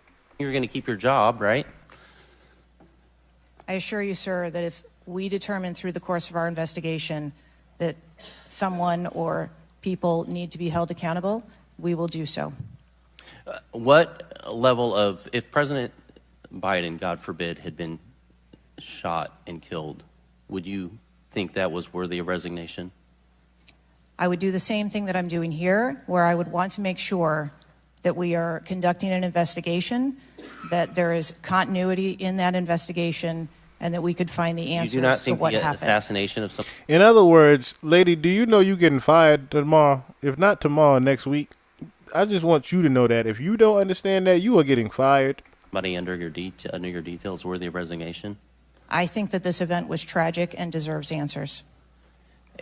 The thing that you've said so far is that you want to make sure that this never happens again. The thing is, everyone in America knows that's not the job description that you're tasked with. The job description you're tasked with is to make sure it never happens, period. One of your goals in the strategic plan is to champion diversity, equity, inclusion, and accessibility. You've accomplished the accessibility part. What standards, do you keep the same standards for all applicants and all, or does every Secret Service agent meet the same qualifications, or do you have different standards for different people? Yes, sir. Everyone who moves through the application process has to meet the same standards to become a special agent. Okay. The trouble I think we're having with right now, so far you gave a lame excuse for sloped roof. You said that local law enforcement's job was to cover up the building before backtracking on that. We were told that President Trump's team did not ask for security before you backtracked on that. You haven't provided the audio recording that this committee, the chairman, requested that was due Thursday. You didn't give us an advanced copy of your opening statement, but yet there was reporting on it somewhere else. There seems to be more information from YouTube videos than you're able to provide for us, and it begs the question to anyone, you're in charge of the investigation of your own failure. So how is anybody in America supposed to be able to trust the results of that investigation as being anything transparent and genuine? That's the last question, but please feel free to answer the question, Director. Sir, I've been a Secret Service agent for nearly 30 years. I have led with integrity, and I follow our core values of duty, justice, honor, loyalty, and courage. And I am doing that in this case, and I assure this committee that I will provide answers when we have a full and complete report, in addition to cooperating with all of the other investigations that are ongoing. Chair now recognizes Mr. Khanna from California. Thank you, Mr. Chair. I want to thank the chair and the ranking member for convening this hearing on a bipartisan basis. I join them in condemning the horrific assassination attempt on the former president. I am relieved for the sake of the country that he wasn't seriously hurt and that he survived, and my thoughts with him and his family during such a traumatic event. I also want to express condolences to Corey Comprator's family and recognize his heroism in saving his daughter's lives, and to the victims of that awful event. Now, Director Cheatle, would you agree that this is the most serious security lapse since President Reagan was shot in 1981 of the Secret Service? Yes, sir, I would. And, do you know what Stuart Knight did when he was in charge at the time of the Secret Service? Do you know what he did afterwards? He remained on duty. He resigned. He resigned. And Stuart Knight was not a Democratic appointee or a Republican appointee. Look, I'm not quite... Obviously, you didn't know what happened to him because you said, he remained on duty. No, bitch, he resigned because he failed at his job. The same way you did, but I guess you didn't realize that part. Questioning your judgment, I just don't think this is partisan. If you have an assassination attempt on a president, a former president, or a candidate, you need to resign. That's what Stuart Knight did. He was a Republican appointee, and he took responsibility. And I think you need to reflect. This is not a question of you. It's a question of the American people. You cannot go leading a Secret Service agency when there is an assassination attempt on a presidential candidate. I would say that about anyone who is running. And so I guess my question to you is, what's the difference between your position and what Stuart Knight did? What I will tell you, sir, is that I am dedicated to finding the answers to what happened. And like every Secret Service agent, we don't shirk from our responsibilities. I will remain on and be responsible to the agency, to this committee. We don't share our responsibilities, but I'm going to continue to be responsible for the agency. We just don't share what the fuck we do to y'all. To the former president and to the American public. But is there a reason you wouldn't just do what Stuart Knight did after the Reagan assassination attempt? I believe that I provided an answer. There's nothing more that you have to say? I mean, do you really believe at this moment, given how divided the country is and the questions asked, that your service in this role is the best for the nation? I mean, I'm not saying you can't do Wait till public Mace service again, get you her. can't do something else again. Do you really genuinely in your heart believe that you being in this role is what's right for America at this moment? I mean, do you think there are people who are Trump supporters who have confidence in you? The one thing that we've got to have agencies in this country that are transcend politics, that have the confidence of independents, Democrats, Republicans, progressives, conservatives. Do you really believe that the majority of this country has confidence in you right now? I believe that the country deserves answers, and I am committed to finding those answers and providing those answers. Well, look, I believe, Director Cheatle, that You you ain't should provided resign. much. I think there are colleagues on both sides of the aisle who believe that, and I hope you'll consider it. I yield back.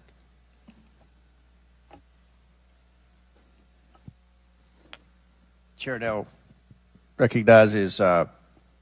Palmer from Alabama for 5 minutes. Director Cheatle, did local law enforcement ESU teams have compromise authority to engage a perceived threat? Yes. Why do you think they didn't use it? I believe that they follow the same use of force that our agency... You don't, when you have compromise authority, you don't have to get permission if you perceive a threat. And there were not just the ESU units, but there were local law enforcement that had line of sight on the shooter before the shots were taken. So one of my questions is there was supposed to be a briefing with the Secret Service sniper units, your counter assault team members, with the contract team, with the local ESU teams. That didn't take place. Why was that? So I have been told that there has been a briefing. There was a briefing that took place. I've been told that there wasn't one. And again, we are still looking into the facts of the investigation. So Let me ask you this. When were you informed that there was a credible threat against President Trump, former President Trump? When did you learn of that? Sir, the former president has a number of threats. I didn't ask you that. There was a credible threat from Iran. When were you informed of that? Answer the question. We have been monitoring the threats You for the knew former before. president. You knew before the rally, okay? All right. The site security plan is generally drafted by the site supervisor and the site agent, probably out of the Pittsburgh district office. Did they take into account the credible threat against President Trump? Our personnel take into account the threats that are Then out why there. would they leave a building? And I will correct the distance that's been quoted. It was about 140 yards with clear line of sight to the president. Why was that building not occupied on the roof? I mean, you could have put Barney Fife on the roof and kept somebody from getting up there. So why wasn't that done? The plan that was developed that day encompassed a number ma'am. of security mitigations. The issue is the site supervisor, the site agent, and the special agent in charge, who I think signed off on the plan, did not include that in the inner perimeter, and they didn't have a plan to secure the building. As I understand it, the Butler County ESU unit was situated on the second floor of a building next to that, but they didn't have a clear line of sight of the roof. The angle was too severe. The photograph that was taken of the young man, of the shooter, when he had the rangefinder, was taken at 5:15. It wasn't until 5:38 that that photograph was transmitted to the Secret Service sniper units. I don't understand the lack of interoperability here in the communication process. I don't understand why people didn't perceive that as a credible threat. The video that Mr. Christopher Morphy had shown there was clearly a credible threat. So how is it that all of these mistakes could be made? How many explosive devices were found on or near the site? Again, I would have to defer you to the FBI. Madam, I believe they were in his car, and there, I think there might have been one near a main gas line. It wasn't just the fact that he had a rifle. It was the fact that he had the ability to inflict enormous harm. The other fact is that he just asked her a question that he already had the answer to that she just tried to dance around. So he specifically asked her, like, look, did you know about the explosives that he had? Well, I would have to refer you to the FBI. All right, well, look, let me just tell you what I already know, since you don't know or don't want to tell us. He had explosives in the car. Lady, stop dancing at this point. You might as well just take your shoes off. Enormous numbers of casualties had those devices exploded. I want to know also, when your agents conduct a site review, are they fully informed of all of the threats that are being made against the principle that they're protecting? What I can tell you is that when our agents go out to conduct an advance, their whole goal is to ensure the safety and security. I understand what the goal is. The failure to secure that building not only put the former president's life in danger, it put the lives of individuals in the crowd in danger as well. I mean, the Reagan shooting, there were other people shot at that time as well. And the Secret Service members' lives were in danger. So I don't understand how you can continue to stay in the position you're in when this was a failure of historic magnitude. 43 years without anything like this happening. And you failed, in this case, in a spectacular way. Mr. Chairman, I yield back. Gentleman yields back. Chair recognizes Mr. Mfume from Maryland. Thank you, Mr. Chair. I want to commend you and the ranking member on your joint statement and for holding this hearing that we might all at least attempt to try to get some answers. Some of us, Ms. Cheatle, grew up in an era not too unlike what we see today in terms of political violence. And some of us remember the November 22nd, 1963 assassination of President Kennedy. Some of us, like myself, remember 2 days later when Jack Ruby on live TV shot and killed Lee Harvey Oswald. We've seen over and over and over since that time these kind of attempts, whether it was the assassination of Martin Luther King or Bobby Kennedy, or the attempted attack on George Wallace in Laurel, Maryland, the shooting in 1981 of Ronald Reagan, our friend and colleague Steve Scalise shooting here in D.C., and the unfortunate attack on Paul Pelosi, and now this matter regarding former President Trump. Let me try, if I might, to take another walk at this.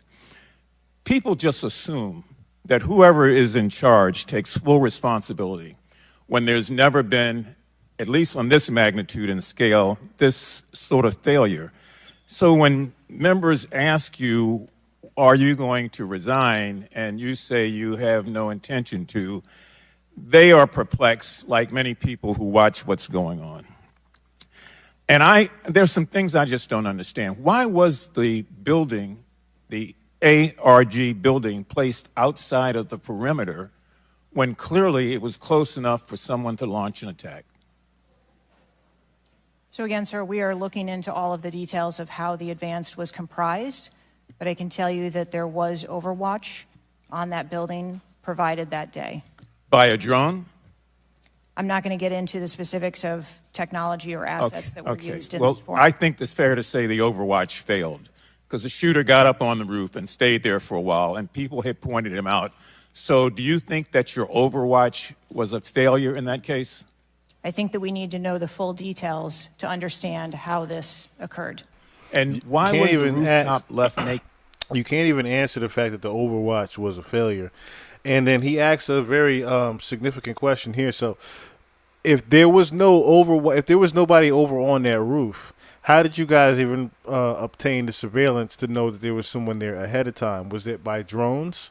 And of course, she couldn't confirm or deny that because that would have been a direct yes, we use drones, but it would have also implemented the fact that, yeah, we knew the nigga was over there ahead of time, we just didn't do shit. That's why she couldn't confirm or deny that question. Because if she would have fucked up and said, yeah, we saw him over there with the drone, dismissed. Get to begin with. Can you tell us that, considering it was within the line of sight and so very close? Again, I can't speak to the specifics of this particular event site, but what I can tell you is that when the Secret Service develops an advanced plan, they take into account a number of factors when they're building their advance. If there are buildings or areas of concern, and Overwatch is one of those mitigations that they want to put in place, then they will cover off areas of responsibility. I understand that, but the shooter came to the attention of your agency 52 minutes before the former president got to the stage. Did anybody get assigned to watch or cover that individual who had already been seen with a advanced finder on him and other suspicious matters? Was anybody assigned to track him? So what I'd like to clarify is that a suspicious individual I got that part. was It's brought not a threat. to the attention I know. of our personnel. And again, having a rangefinder at an outdoor event. Well, let me ask you this. When the suspicious person was brought to the attention of the Secret Service, was anybody in the detail ordered to follow and stay with that suspicious person just because they might become a threat? So we have a number of teams that are on the ground. And again, we are trying to verify the timelines of when those notifications were made to our personnel so that they could assume the responsibility of trying to track that individual. Ms. Cheatle, there has been a lot of discussion, some of which raised itself earlier in this hearing, about poor staff morale within your agency. And I have the July 17th report of Government Executive, which is a credible reporting service for the federal government, for employees. And the 2023 ranking of places to work within the federal government showed, and this is through the Office of Personnel Management, that the Secret Service came in 413th out of 459 sub-agencies and agencies. Can you explain that? Certainly. What I can tell you is the Secret Service is a difficult job.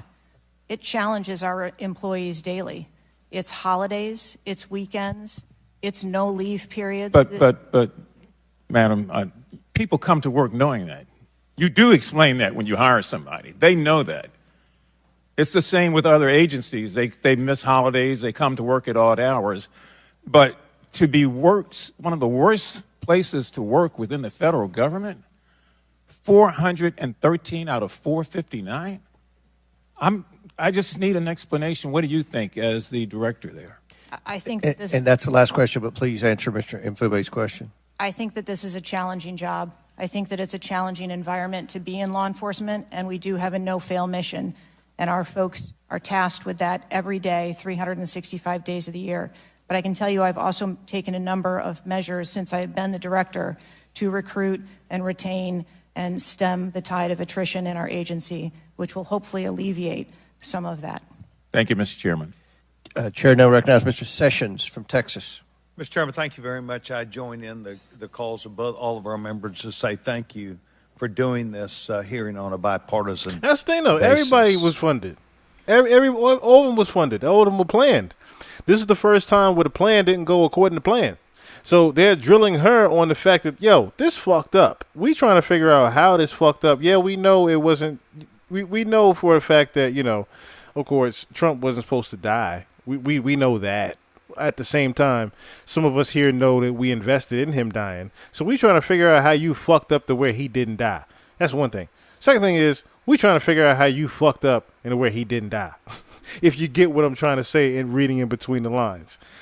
She pretty much is just being drilled here for the simple fact that there was a public fuck up of huge magnitude, and the entire world saw it, as well as there are so many inconsistencies that were made known to the public.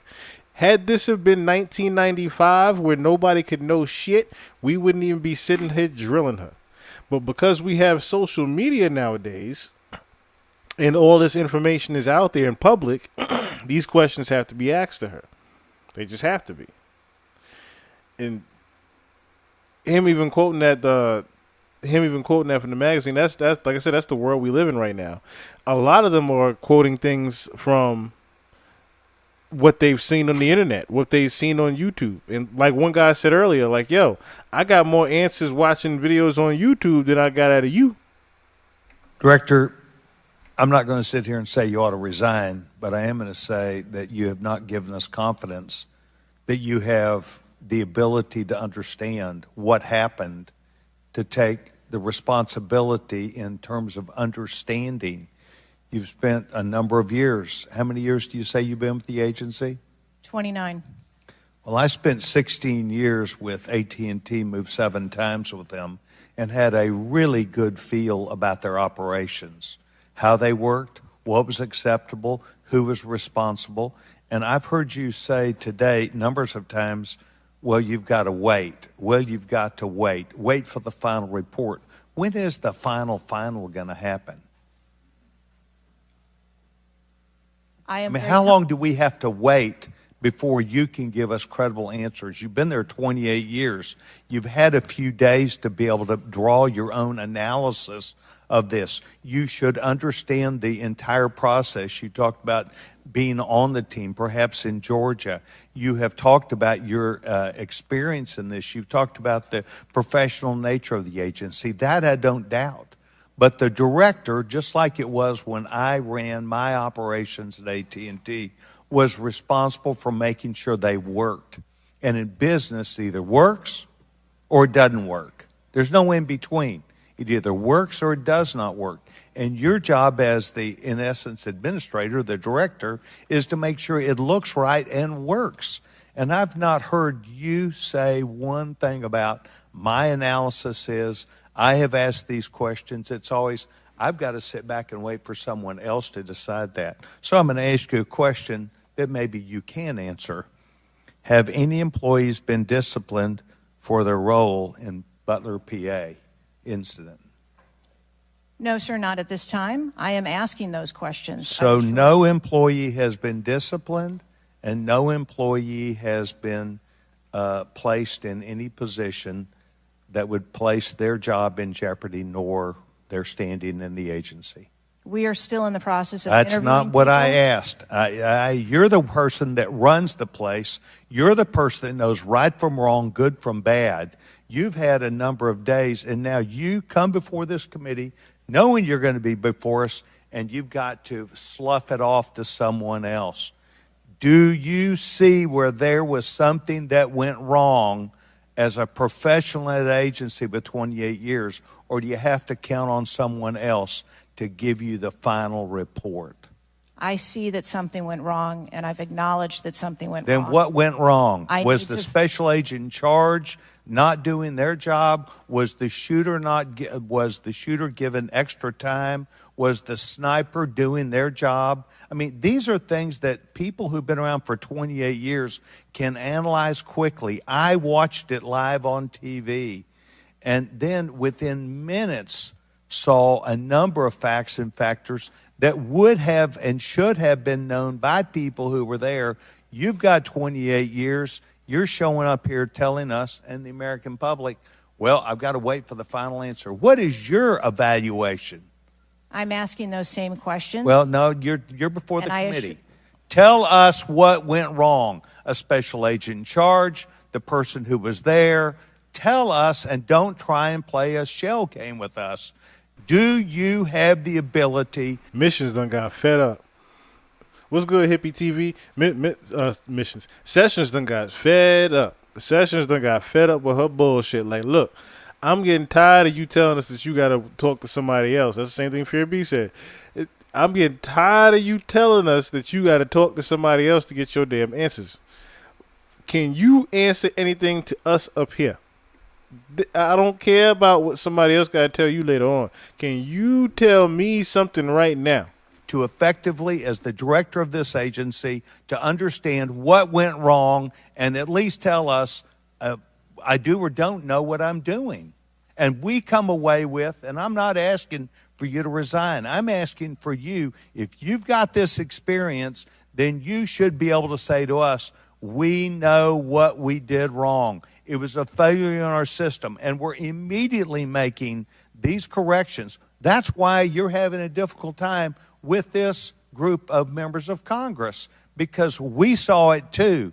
We've seen the things, but you are the 28-year expert. You are the person that, and only you, that can make the changes. And I hear you say, well, I've got to wait for a final report before at 28 years experience. That is why we think what you're doing, the answers you're giving us are not correct, and you are not using your professional expertise. Because she put her foot in her own mouth with saying that stupid shit. You've been around for almost 30 years in the agency. Supposedly almost 30 years. And you don't even have just a roundabout general analysis or assessment of what happened. Again, she is purposely being left out of the loop, y'all. She's purposely being left out of the loop. She has to be. Because that's why the guy, a couple guys before her specifically asked, like, look, you don't know anything about BlackRock investments, do you? Because if she was to even have even the slightest hint or idea that that was an actual fact within this, we would be having a whole different conversation. Number one. Number two, 28 years to be exact. She said 27 to 28 years, what she said to be exact. But just a roundabout of 30 years, basically. So her having that amount of supposed experience is why she should have some type of synopsis into which person fucked up where, who was in charge of what. But because she's being left out of the loop on that type of thing with the investors having to do with this assassination to begin with, this was mainly a thing where allegedly there were a group of people that invested in his killing, and because this fucked up and those people have inside working investments within this same Congress, as you heard the recruiter from BlackRock says, oh, a senator we can buy like that, he's like 10 grand.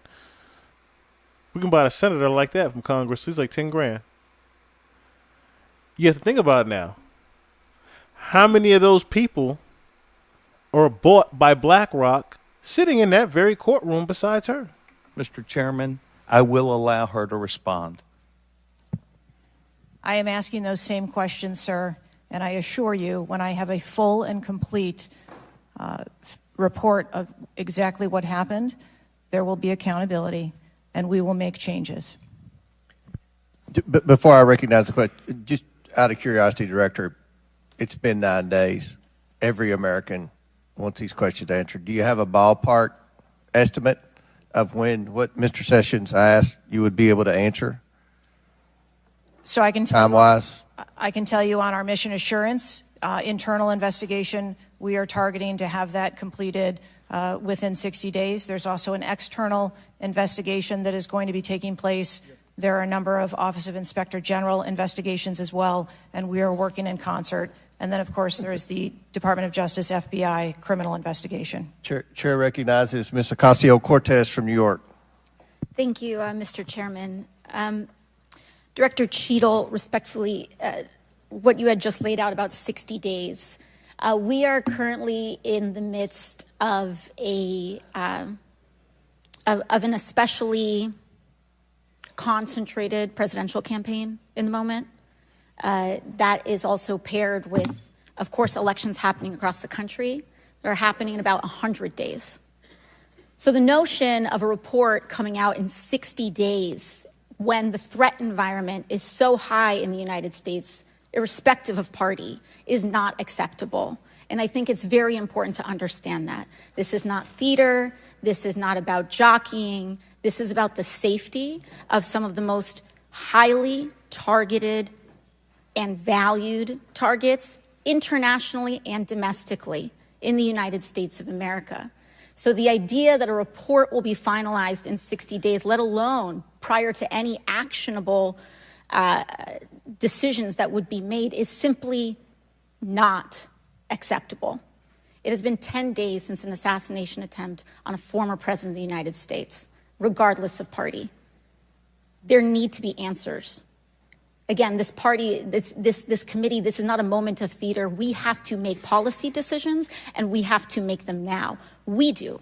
And that may be and that may require legislation. That may require policy that we must pass in the immediate term. And without that, we are flying blind. So the lack of answers and the lack of report is just simply not something that we can accept here. Director Cheatle, is there a standard perimeter that the Secret Service establishes around an event, or are those perimeters independently determined per event and scenario? There is no standard. Every event and every venue is different and treated as such.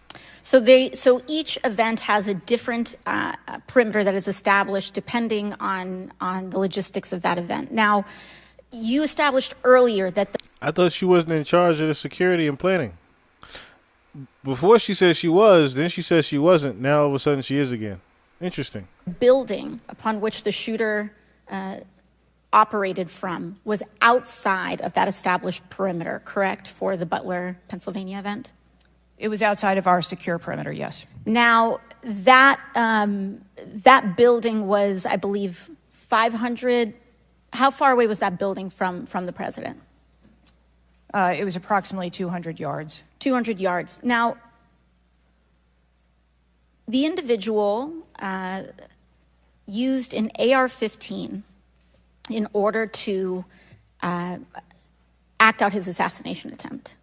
An AR-15 has a range of about 400 to 600 yards. My question is, why does the Secret Service perimeter, why is the Secret Service protective perimeter shorter than one of the most popular semi-automatic weapons in the United States? There are a number of weapons out there with a number of ranges. Again, an advance was completed.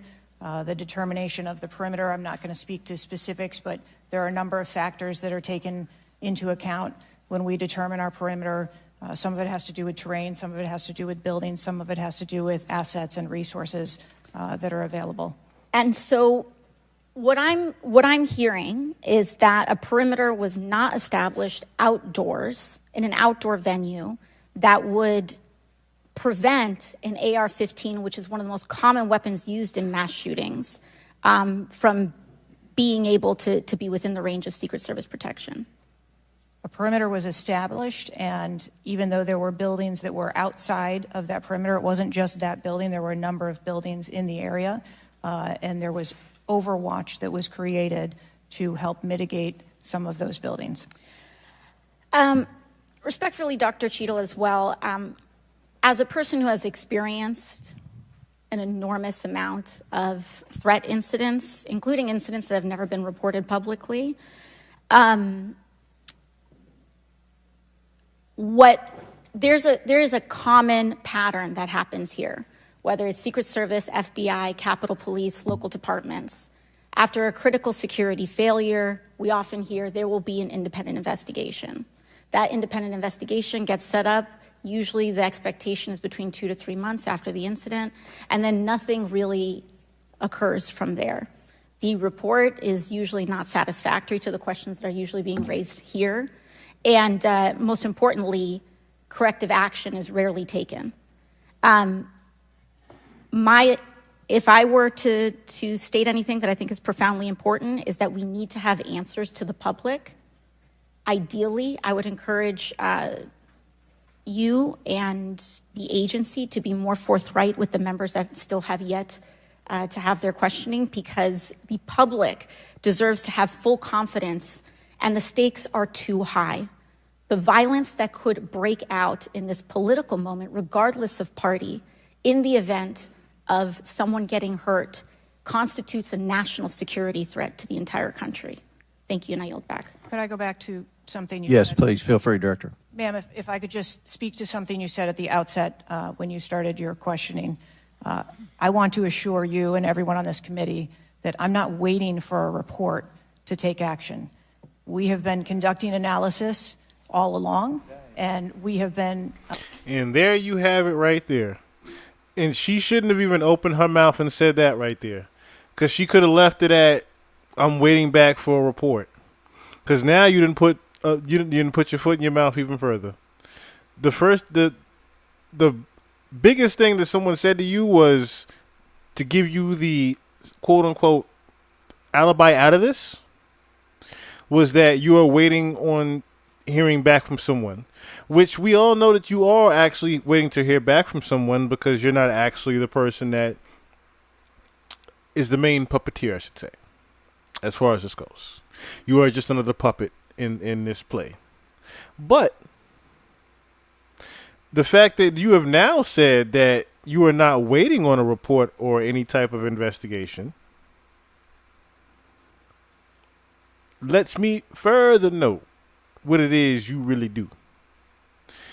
The fact that you are not even waiting on an investigation or report back lets us further know that you truly don't know anything at all. And it's, as you keep repeating, 9 days out. 9 days out. And you haven't been able to figure out a single thing as the supposed head of the Secret Service. Very enlightening to everyone here. Adding additional features to our security details since this incident occurred. And I'd hope you can highlight and illuminate what some of those are in the event of other members questioning as well. Very good. Chair recognizes the gentleman from Arizona, Mr. Biggs. Thank you, Mr. Chairman. I request unanimous consent for that photo to go into the official record. Without objection to ordered. Thank you. Director, your agency has a no-fail mission, and on Saturday, July 13th, your agency spectacularly failed.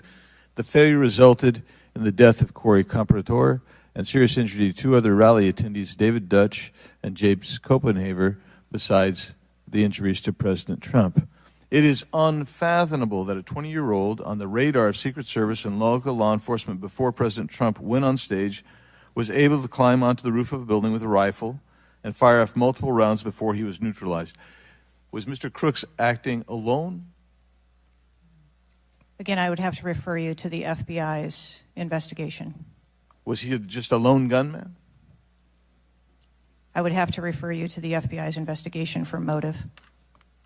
What did the Technical Services Division determine was going to be the event perimeter? Those are questions that we are asking, and we are I mean, you're sitting here today. Come on, Director. Everybody said this. You knew you were going to be asked that question because it's been asked multiple times. So this is an easy one. What did they determine was going to be the event perimeter? So you should know that. I mean, this is not, gee, I got to wait till someone else tells me. And see, here's another thing, too. She's going to, of course, reiterate the fact that she's not, Biggs cooked the fuck out of her. Let me just say that, too, ahead of time. So, in fact, I'm just let it play, because he's about to really cook her. What was it? Again, I don't want to speak to specifics of the event. Okay, this is a specific. I understand. This is a specific that you ought to know. As someone who said the buck stops with me, I'm going to stay in my job, I'm going to give the answers to the American people, and I know what happened, except for you're not going to tell us. And you're not going to tell the American people. And you yourself said in an interview that foments this notion of conspiracy theories. Guess what? When you sit here and repeatedly tell people, hey, I have to wait. As it frustrated everybody on this committee, guess what?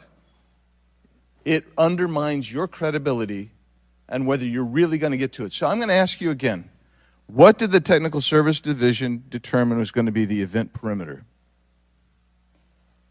We are still gathering reports. We are interviewing individuals. You know what it is, though. No, you're just not going to tell us, right? When I have those details, I will most certainly share those. Was the gun already on the roof? So you don't even know. See, this is where Biggs is drilling. His questions are the real drill ones. You don't even know the parameters of what you were supposed to cover? As the head of the Secret Service, you don't know the parameters in which you were supposed to cover. Or maybe you do, but you just don't want to tell us. Sounds like you don't actually know. That's another thing. But what I was going to get to before was the fact that she keeps mentioning, oh, I would have to refer to the FBI. I would have to refer to the FBI. So the FBI, correct me if I'm wrong, right? But CIA works for Secret Service. So correct me if I'm wrong, but from what I know, the CIA was supposed to be higher than the FBI. From what I'm gathering, she's making it sound like it's the other way around. For the fact that you got to keep talking to the FBI, supposedly, or I would have to refer you to the FBI's investigation. I would have to refer you to the FBI's investigation. The shit that you supposed to know, you got to refer everybody to the FBI on? Think about that sample fact right there.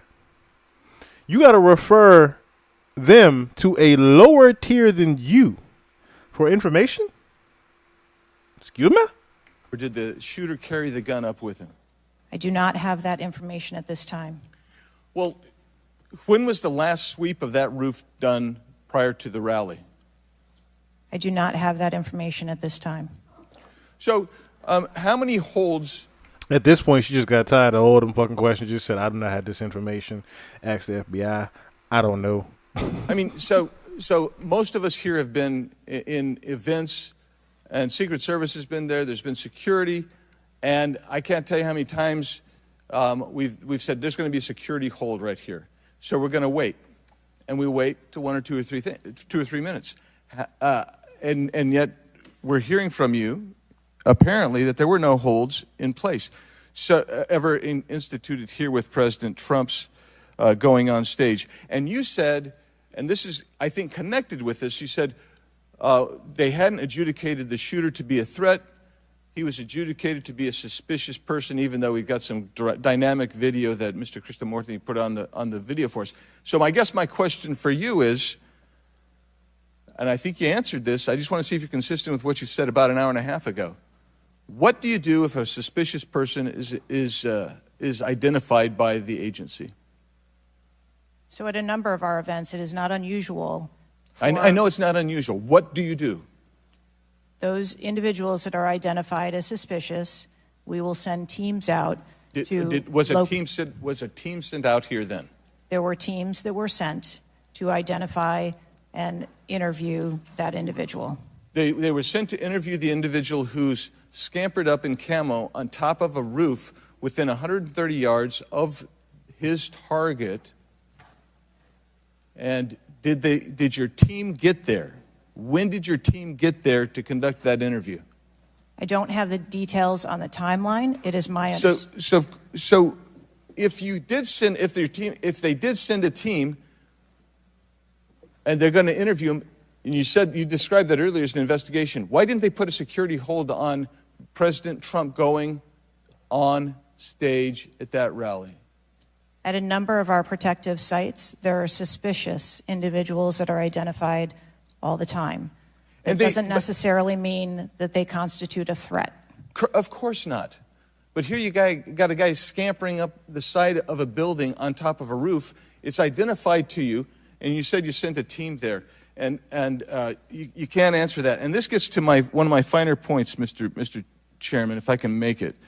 And that is, we can have these kind of interview sessions, 5 minutes, everybody gets a kiss at the pig, 5 minutes, and she gets to stonewall us, not deliver answers. So we say, okay, we're going to put together a congressional committee, a blue ribbon committee. Same crap will happen. I am calling, and I'll support that, but I will tell you this, I am calling on the Speaker to give us and put together a truly independent commission of qualified former Secret Service agents, presidential and VIP protective services people who can actually conduct this kind of investigation and give us real answers, because I don't think you're going to give us those answers. You should have come today ready to give us answers. I call upon you to resign today. And I also would say I've got a bunch of UC requests, if I can go ahead, Mr. Chairman. Proceed with the request. Thank you. I apologize. That's all right. Go ahead. Mine said today.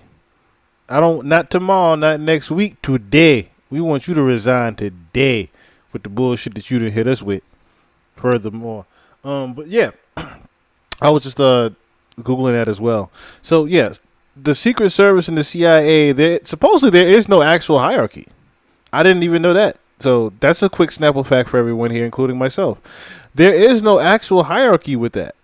But supposedly the FBI is underneath the CIA, but there's no actual ranking as far as them being above one another.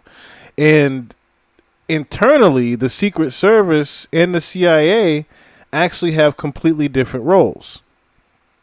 A lot of people would actually think, including myself, that the Secret Service, the CIA, and the FBI pretty much, one big triangle and work together. But no, they actually don't work hand in hand, which makes things even more complicated if you think about it. The fact that all three of them don't even talk to each other like that makes it even more complicated when you really, put a brain on that.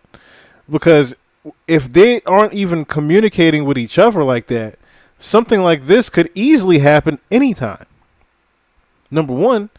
Number two, if they are never even really communicating with each other like that on the same page, and they're just all doing their own thing within their bureaus, there leaves room for so much corruption to actually happen. Thus, what happened here allegedly.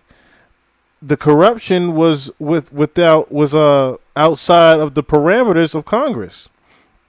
Actually, it was within Congress, but at the same time, it was outside the parameters of being able to cover it or preventing it from happening or even assuring it to happen. What I mean by that is, like I said before, was the recruiter from BlackRock told everybody, look, we invest in your senates, your politicians, what have you. We invest in those people so that when certain things happen and the amount of stock and shares that even they hold. So it's a win-win for them perfect example, right? There's probably somebody within that Congress right now that won't stand up and say who they are. The real Slim Shady will not stand up and say, hey, I was one of those guys that invested in Austin, in the Austin,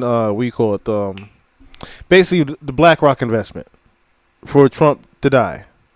I was one of those guys that, had some shares that, I was trying to, get off because I knew Donald Trump's stock was going to plummet and fall. They can't actually say that.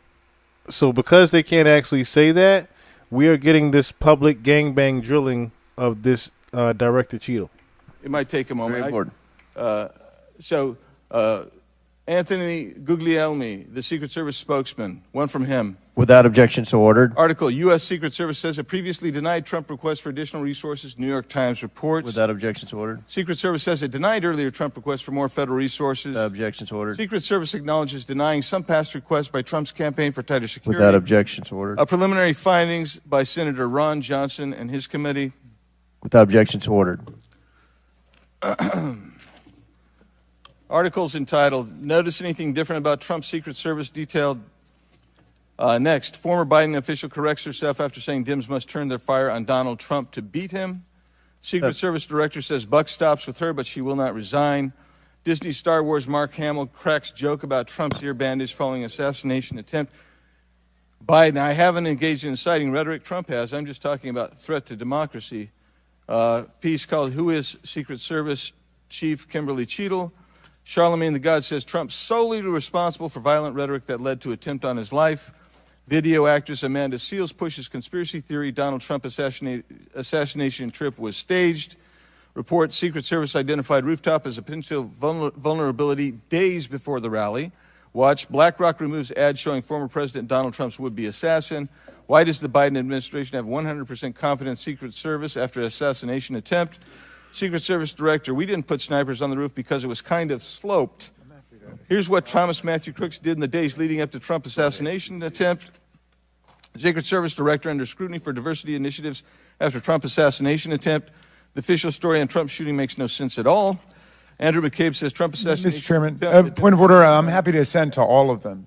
I just so as to facilitate you don't want me to read? proceedings. Is it too tedious? Well, we're not even really hearing them anyway. So if we could, it's up to you, Mr. Chairman.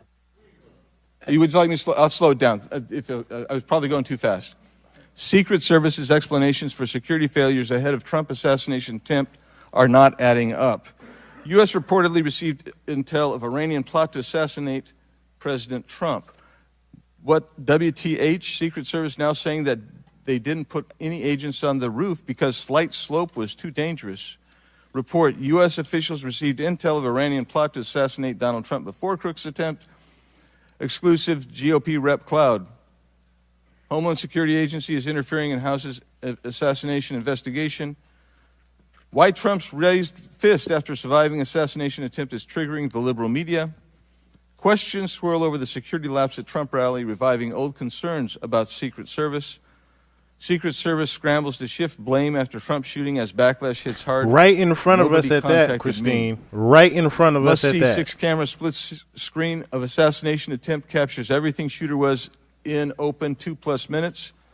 Murillo, 5 reasons move you should ahead be real angry. quick to Breaking, other shooter guys, spotted up to we're gonna 30 get to minutes something before firing, else in just a reported second. multiple times. Chairman, I first want to highlight certain comments from Ranking Member Raskin. It's about 2 or 3 my more people colleagues want on to get both to, and then sides we're of going to the get aisle, to President a Biden couple other and things. Vice President Harris, and that is political violence is completely unacceptable in this country, full stop.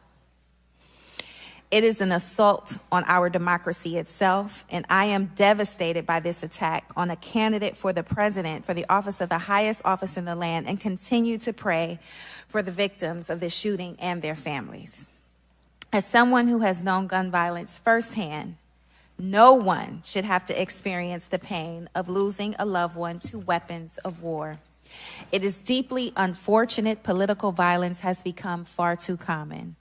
Whether it is the deadly attack on the Capitol on January 6th, the assault on Speaker Pelosi's husband, or the threats of violence against election workers, we all must work to condemn political violence and tone down the rhetoric. So, Director Cheatle, on behalf of the hardworking men and women of the Secret Service, can you give us some perspective as into what goes into securing an event like the rally? Like, how much time do you have to prepare? Thank you for the question. Generally, when we receive notification that there's going to be an event taking place at a venue, the advance team assignments are made, and there is a 5-day process to conduct walkthroughs, coordinate with staff, local staff, and whether it be campaign staff or the protectee staff, and then with local law enforcement on where the perimeter is going to be, the size and the scope of the event, how many attendees there are going to be, if it's an indoor rally, outdoor rally, what sort of assets are available locally, what sort of assets the Secret Service can bring to bear, and what the scope of the event that the staff is trying to accomplish. So to that point, how many agents were recommended or requested as opposed to how many were assigned? So I'm not going to get into specifics of how many were assigned, but those numbers that were requested were provided. And how many local agents were involved in the preparation, if you will, that you talked about, that 5-day preparation? So there were a number of local agents from the local office, as well as agents from the former Trump detail that were involved in that advance process. Do we have a number? I do have a number. I'm not going to release that number in this setting. You're not making this easy for us. This is a shocking incident on the former president's life and an appalling instance of political violence and a threat to our democratic values. I'm thankful that the former president is on the mend. And again, I'm grieving for the family and friends of Corey Comparator, who lost a loved one in this shooting and now know the unbearable pain of gun violence. I really hope this serves as a reminder about our responsibility to attack policies, not personalities, to be honest and truthful, and to treat one another with dignity, respect, and thoughtfulness. And with that, I yield my remaining time to Ranking Member Raskin. Thank you, Ms. Brown, for those very powerful and moving remarks. Director Cheatle, we don't want to lose a presidential candidate to an AR-15 attack. We cannot lose a presidential candidate to an AR-15 attack, and we can't lose any more citizens to AR-15 mass violence, mass shootings. And we certainly don't want an attempted AR-15 assassination or assassination attempt to set off political violence or riots in America. So this is deadly serious business. The vice-ranking member pointed out that a report in 60 days won't do it for us because we have a responsibility. Members of Congress have a responsibility to take action now if there's anything we can do to prevent this. So, real quick, I just want to say before it gets too far down in the chat, we are actually going to get into that very same thing Fury B just mentioned too, to where this is a textbook play out of the CIA's book to cause another event to actually happen. So we all know that when they're doing one thing, it's to distract us from the bigger thing that they're actually doing. So we're actually going to get into that bigger thing that they're actually doing and why it was so important for Trump to actually get killed. Number one. Two, we're going to get into what the Obamas even made that Netflix documentary for, Leave the World Behind. Because what happened a couple of days ago is just the tip of the iceberg. If you guys were trying to get on the plane that day, you know what I'm talking about. my question for you is, what is informing your operational decisions right now that you've invoked without a report? Can you tell us what are the preliminary judgments, or if you don't want to foreshadow the report, fine. What are your personal, professional judgments informing the operational decisions you're making right now? Certainly, and I appreciate that question. I don't want to make any preliminary judgments on what happened on this particular day, but I can tell you that we have looked at, as we did immediately in the aftermath, what the security plan for the Republican National Convention was going to be, and we made adjustments to the interior of the perimeter there. We looked at the protectees that we have here in the Washington, D.C. area and our protective sites, and we did make some adjustments to their security posture. And as we continue to move through the next several weeks, even yesterday with the announcement of the president no longer running, we have made adjustments to the vice president's detail. We are already prepared for an eventual VP nominee, and we continue to make those assessments. I think it just shows how dynamic the environment is that this agency works in every day. So you've made the same kinds of common sense judgments and intuitive recommendations that members of the public and members of Congress are asking about right now? Yes. Okay, thank you. I yield back, Mr. Chairman. And before I recognize Ms. Mace, I have to say, Director, we're pretty close to the halfway point during this. You answered more questions with an ABC reporter than you have with members of Congress. We have a lot more questions. The American people are demanding that we get answers to those questions, and that's what the purpose of this hearing is today. So I'm sure you answered more questions with an ABC News reporter than you have the Congress. I just want you to understand that, woman. A lot of the questions that have already been asked are going to be asked again, and hopefully we can get some answers to those questions. I strongly implore you to answer those questions. You're here with a subpoena, and we expect you to answer the questions. Chair now recognizes Ms. Mace from South Carolina. Thank you, Mr. Chairman. Mace. Director Cheatle, the American people are watching. And they're wondering if there are any questions you can answer honestly today. So, Director Cheatle, I have a series of questions, very specific questions. I want very specific answers. Most of my questions are going to demand a yes or no answer. Do you understand? I do. Okay, my first question. Both sides of the aisle today have asked for your resignation. Would you like to use my 5 minutes to draft your resignation letter, yes or no? No, thank you. She started it off with the smoke. Yo, you want to use my 5 minutes right now just to, get your resignation ready, because you about to be out of here when I'm done with you. This a colossal failure? It was a failure. Yes or no? Was it a colossal failure is the question. Yes or no? I have admitted this is a terrible This is a yes or no series of questions. Was this a colossal failure? Yes or no? Yes.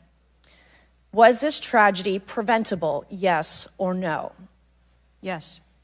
Has the Secret Service been transparent with this committee? Yes. Would you say the fact that we had to issue a subpoena to get you to show up today as being transparent? Yes or no?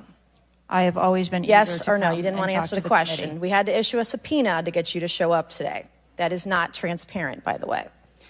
You stated earlier Secret Service is not political. Is that correct? Yes. Okay. Would you say leaking your opening statement to Punchbowl News, Politico's Playbook, and Washington Post several hours before you sent it to this committee as being political? Yes or no? I have no idea how my statement got out. I have no idea how my statement got out. I have no idea how my statement got out. I'm sorry. I didn't mean to say that it was the political playbook. Did I say that? Oops. Yo, Mace was my favorite one of them all. Because she prefaced it earlier with, listen, I know everybody else is getting frustrated with you, but I ain't about to play with you. So I'm going to tell you ahead of time. Everything I'm going to ask you is a yes or no question, bitch. Either yes or no. I don't want to hear your runaround. I don't want to hear your investigations. I want to hear yes or no to what I'm asking you. And she drilling the fuck out of her with it. Bullshit. So, Mr. Chairman, I would like to ask unanimous consent to enter into the record articles by Punchbowl News, Political Playbook, Washington Post, all done at 5:24 a.m., 6:12 a.m., 6:34 a.m., a solid 3 to 4 hours before this committee got your statement. Without objection, so ordered. Okay. Without objection. And he was like, know what? Mace, go ahead and cook this bitch. Please go ahead and cook her. Is the Secret Service fully cooperating with our committee? Yes.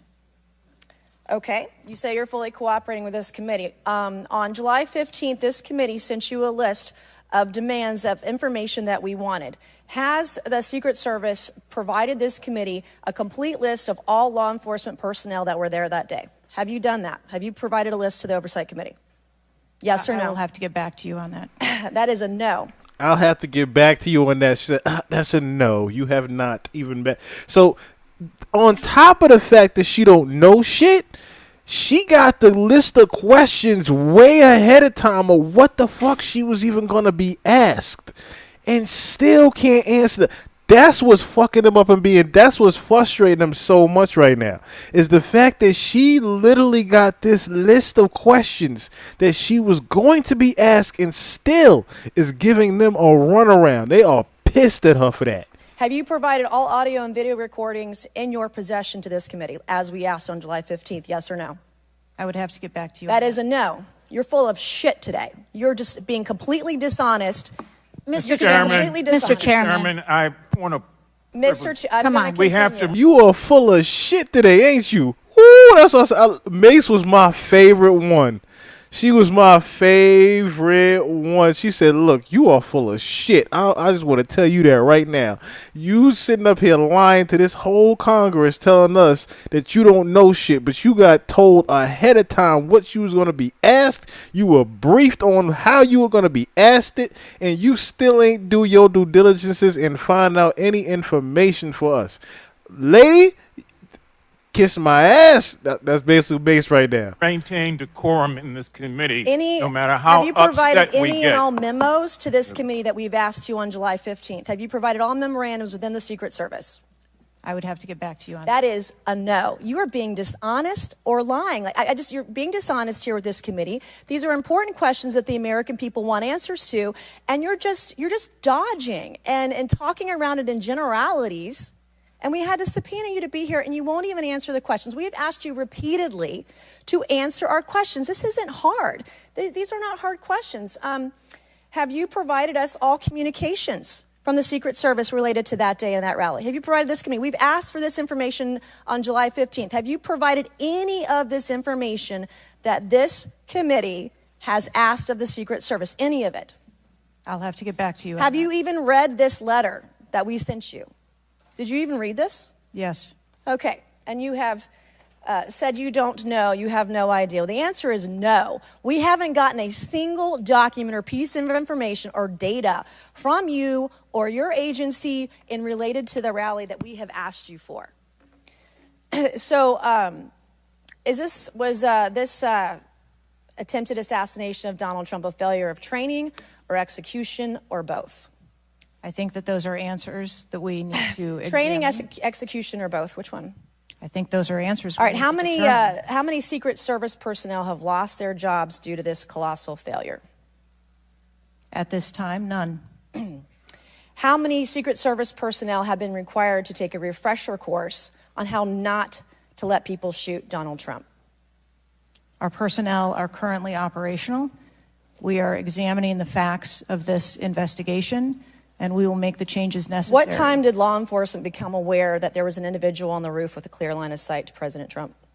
I am still verifying timelines. Of course. 9 days in, you have no answers. How many minutes went by between the time law enforcement saw and took photos of crooks and the shooting? How many minutes? I am still verifying timelines. 57 minutes. Thank you, Mr. Chairman. She knew the answer to her own question that she was asking her. Yo, that's why I said Mace was my favorite one that lit her ass up and said, "Thank you, Chairman. I don't even need to ask her no more. I'm done with her." Ring her out. Ring the bitch out. Ring the bitch out at this point. Ladies and gentlemen, Director Cheatle, funny play on words at that. This movie is definitely over. She is definitely going to have to resign after this. She's definitely going to have to resign after this. And I think a lot of people actually knew that ahead of time going into this, that she was going to be, they were going to be forcing her resignation. And that's why Mace did what she did just now with her line of questioning, which was saying that, you know, you got this list on July 15th. It's July 22nd. So 7 days ago, literally a week ago, you were given a list of questions that you were going to be asked. You were giving a full docket of information that you were supposed to provide to us today on this hearing, and yet you are still giving us a complete runaround of everything, even the most basic and simple of questions that we are asking. Perfect example, she just asked, listen, what was the amount of time in between y'all seeing the shooter and him getting the shot off? Or should I say, witnesses noticing the shooter and him getting the shot off? How many minutes went by for that? You couldn't even tell us that information. And that is public known information. That's the craziest part about it. She was asking her stuff that was public information, and she was saying that, oh, I have to get back to you. We still have investigations going on, blah, blah, blah, blah, blah. And Mace is like, look, bitch, I already know the answers to your questions that I'm asking you right now. The fact that you can't answer none of these questions is what's pissing me off, this Congress off, the American people off. And the fact that you don't know these questions, I question the fact that you're even going to have a job tomorrow. Like I said, Mace lit her ass up. There's a couple more people I want to get to. And It's one person in particular that's going to ask a certain question before we get out of not get out of here, because I got a couple more things I want to get to. Like I said, we got a night. We got a night tonight. I ain't going nowhere. And I yield back. Gentlelady yields back. Before I recognize Ms. Stansberry, I believe I want to recognize Mr. Mfume for a unanimous consent. Yeah, thank you, Mr. Chairman. I beg your indulgence. I meant to do this earlier. I'd like to have unanimous consent that it be submitted for the record. The 2023 ranking of best and worst workplaces in the federal government, compiled by the Office of Personnel Management, which shows the United States Secret Service coming in, again, as I said earlier, 413th out of 459 sub-agencies, and this appears in the July 17th edition of Government Executive. Without objections ordered. Chair now recognizes Ms. Stansberry from New Mexico. Thank you, Mr. Chairman. I want to start by just saying that part of why you have bipartisan agreement here on the dais about the severity and importance of this hearing is because this is not just a single shooting. This is about national security and the security of our democracy. It's not just one operational failure. This is about our public officials safe. And what does that signal to our country and to the world about American security and the ability of our officials to do their job safely? So I want to start by saying thank you to all of our brave men and women who are in the uniform, whether it's the Secret Service or local law enforcement, who put their lives on the line. I think obviously we honor their service, but this is really about operational failures and what it means for our country at large. And I also want to reaffirm that we must condemn unequivocally political. So real quick, yes, notice how they keep referencing certain statistics, like from that magazine, right? The reason why they're doing that is for the simple fact that, like a guy said earlier, in 43 years, this has never necessarily happened. As we mentioned earlier, these were all funded and planned. Okay? They were all funded and planned. So this is the first time that one of the fuck-ups, that one of the plans didn't go according to plan. So they have to reference these certain statistics just to emphasize that, hey, we are not experienced in this type of thing happening. So the fact that you are not experienced in this type of thing happening is making us all look nuts in here right now. This whole organization, the United States government right now in Congress is looking like a complete joke with this shit going on today. Because like I said, they are not experienced in what is happening. Let alone she is not experienced in the shit that is happening right now. So they all are in question, in limbo, in what the fuck is even going on right now. Violence of any kind, violence of move up a little bit because it's a certain person I want to get to that asked a certain. Yeah, so I think it's the him. Secret Service needed to learn and wanted to make it's him specifically. I think. Is that correct? Accountability, and we need answers. And with that, I yield back. Chair now recognizes Mr. LaTurner from Kansas. Thank you, Mr. Chairman. Director Cheatle, I have a question just right off the bat. Something that you've bragged about repeatedly is that you've increased protection for the 36 individuals that the Secret Service is also entrusted with. Is that correct? I think I stated that we currently have 36 protectees and that we continue to make evaluations on where those levels 36 of protection protectees are provided. You've mentioned specific increases in protection that you've provided for some of those individuals, correct? Correct. Based on what? Well, some of it has been as a result of the tragic incident that occurred on the 13th. We went back and reassessed where we were at in providing protection and wanted to make sure that we were not, overlooking anything considering this most recent incident. So the Secret Service needed to learn that allowing a rooftop 150 yards away from a protectee, not putting that in a perimeter, not having someone guarding that roof, that information is new to you and it's caused you to increase protection to other folks that are under your care? I think it is prudent after any incident that occurs to go back and take a look at your current practices and see if there is anything that needs to be done differently. It's inconsistent because what you said earlier to Mr. Turner was that the protection that you were offering to President Trump was in line with the current threats, him being a former president, him being a nominee of a major political party, the threats from Iran, the protection that you're providing him was adequate. Do you stand by that statement? Yes. Okay. Do you think it's a problem that the Americans' trust in the federal government is an all-time low? Do you think that's a problem? I think that it's unfortunate. I don't know why you're quibbling with my word. Is it a problem or is it not? I think the American public deserves to have trust in their federal government. Okay. I don't know why you're being difficult. I'm just, it's a simple question. Are you concerned about the increasing prevalence of conspiracy theories going on out there right now? Yes. I am too. You've been incredibly inconsistent with your answers before this committee today and what you were willing to reveal. You've acknowledged that the shooter was identified with a rangefinder, that President Trump's detail was sufficient for the threats he faced from Iran, that certain details were erroneously reported, in your words, but you haven't been willing to provide any information about the decision to place the building in question outside the perimeter, the explosives placed in the shooter's vehicle, the use of a drone by the shooter, or when exactly the Secret Service identified the shooter as a threat rather than merely suspicious. What is your standard today for what you are willing to answer and what you are not? Because you've been inconsistent.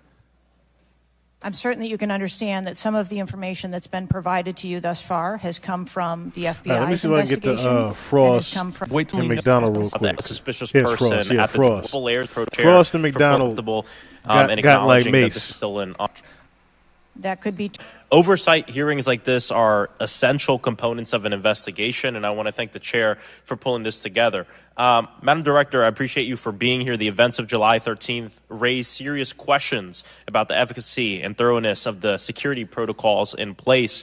The gravity of the fact that an unsophisticated gunman was able to secure his perch and take a shot at a former president despite multiple layers of security and intelligence are not lost on me. Before I came to Congress, I used to work advance for a major political candidate and have interacted with many different law enforcement agencies on large political events like the one that just happened. How many times was the Secret Service alerted about a suspicious person at the July 13th campaign event prior to the first shot being shot? I don't have an exact number to share with you today, but from what I've been able to discern, somewhere between 2 and 5 times there was some sort of communication about a suspicious individual. To the Secret Service specifically? Mm-hmm. According to reports, the shooter was photographed twice by security officers prior to the shooting. A police officer saw the shooter on the ground and reported him with a photograph as a suspicious person. Multiple local law enforcement officers identified the shooter, radioed that he was acting suspiciously near the event's magnetometers. A local law enforcement tactical team saw the shooter on a roof and notified other security services and also photographed him. One police officer who photographed the shooter saw him scoping out the roof and carrying a rangefinder. My question is, and you've answered this, but why, or you haven't answered this, why wasn't the event paused right then? Again, I'm not clear on the timeline of when the Secret Service shift and the counter sniper were notified. But earlier, Madam Director, earlier you said that the Secret Service would have paused the rally if they identified a threat. Correct. So why wasn't it paused? He clearly he cooked the fuck out of her just now because he pretty much just made her use her own words against her. He's pretty much reiterated rewound when she said out her own mouth that, hey, in the event that we get word of there's a threat or something going on that's suspicious, we are then to pause the rally.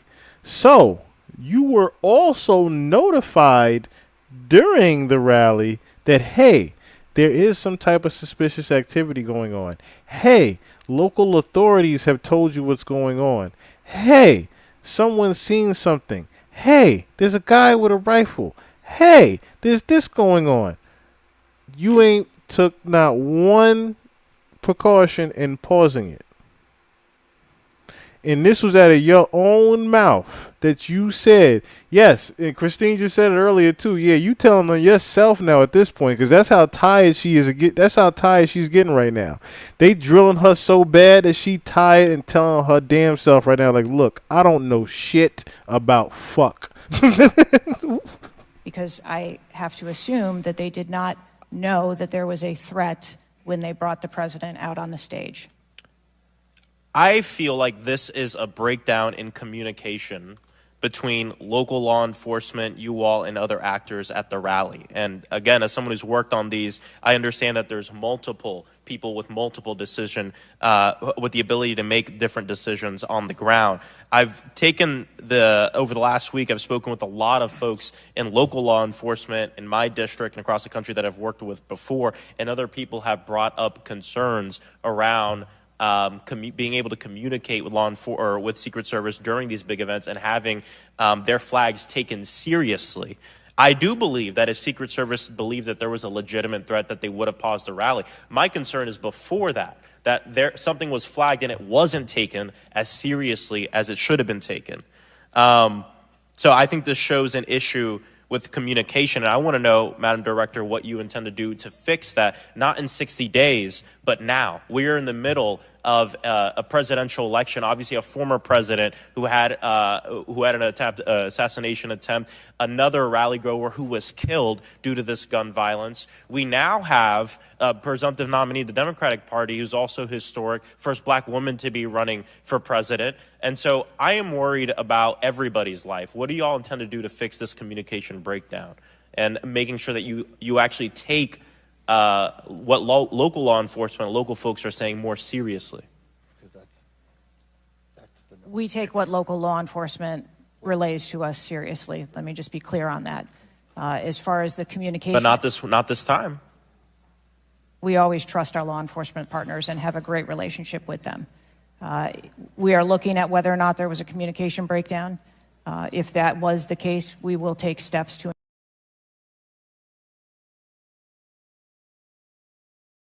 ensure that we correct that, because to your point, we cannot have a communication breakdown. Did the live pause for y'all just now? Y'all let me know right now if the live pause for y'all and I'll run it back. Director, does you mentioned that the perimeter of the event did not include the rooftop where the shooter was. Does your responsibility and the Secret Service's responsibility to protect a principal stop at the perimeter of an event?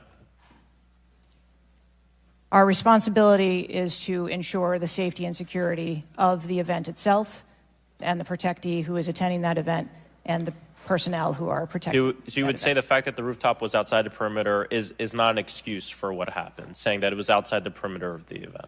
I am not offering that as an excuse. Okay. Thank you. I yield back. Gentleman yields back. Chair now recognizes Mr. Fallon from Texas. How did a 20-year-old loner with a week's notice pick the absolute best location to assassinate President Trump when the entire Secret Service missed it? I figured it did. Let me run back for us just a little bit. We will take steps. We take what local committee who's also historic intend to do wasn't taken as seriously. I do believe that if Secret Service believed that there was a legitimate threat, that they would have paused the rally. My concern is before that something was flagged and it wasn't taken as seriously as it should have been taken. So I think this shows an issue with communication. And I want to know, Madam Director, what you intend to do to fix that, not in 60 days, but now. We are in the middle of a presidential election, obviously a former president who had an assassination attempt, another rally goer who was killed due to this gun violence. We now have a presumptive nominee of the Democratic Party who's also historic, first black woman to be running for president. And so I am worried about everybody's life. What do you all intend to do to fix this communication breakdown and making sure that you actually take what local law enforcement, local folks are saying more seriously? We take what local law enforcement relays to us seriously. Let me just be clear on that. As far as the communication, but not this time. She barely even heard what he asked him. The fact that she had to say, "Well, with local enforcement, we have no communication basically with local enforcement." I'm sorry to tell you that. we always trust our law enforcement partners and have a great relationship with them. We are looking at whether or not there was a communication breakdown. If that was the case, we will take steps to ensure that we correct that because, to your point, we cannot have a communication breakdown. Madam Director, does you mentioned that the perimeter of the event did not include the rooftop where the shooter was. Does your responsibility and the Secret Service's responsibility to protect a principal stop at the perimeter of an event? Our responsibility is to ensure the safety and security of the event itself and the protectee who is attending that event and the personnel who are protecting. So you would say the fact that the rooftop was outside the perimeter is not an excuse for what happened, saying that it was outside the perimeter of the event? I am not offering that as an excuse. Okay. Thank you. I yield back. Gentleman yields back. Chair now recognizes Mr. Fallon from Texas. How did a 20-year-old loner with a week's notice pick the absolute best location to assassinate President Trump when the entire Secret Service missed it? Director Cheatle. He asked a ill question just now, too, in a very good way. How did a 20-year-old miraculously pick the best shot in the entire vicinity of that rally? How did a 20-year-old pick the best shot to take at the former president and the Secret Service knew diddly shit about it? The reason why they didn't know diddly shit about it is because they were not supposed to know diddly shit about that. Or were they? So, even with that line of questioning there, you have to read between the lines. A 20-year-old, of course, is not going to know how to get the best shot. He is going to be informed and told where he has to be. In your leadership, your agency got outsmarted and outmaneuvered by a 20-year-old. How can we have any confidence that you could stop a trained professionals from a nefarious nation state? Those are absolutely questions that we need to have. I know they're answers questions, to. but the fact of the matter is we can't have that confidence. Director, do you have the ability personally, and do you have the authority to beef up security of any of your protectees? Yes, I do. Okay. So were you also aware there was a credible threat President Trump was facing? He was facing a heightened security threat to a foreign adversary? Yes. Okay. So given that there was an increased threat to President Trump's life, was he provided a full security complement akin to what a sitting U.S. president would receive? He was provided a full complement of security based on the threat assessment that we had. That's not my question. And the venue. My question is, if he'd been the sitting president, would he have had the same security he had on July 13th, or would have been beefed up? There is a difference between the sitting president. So your answer is he didn't.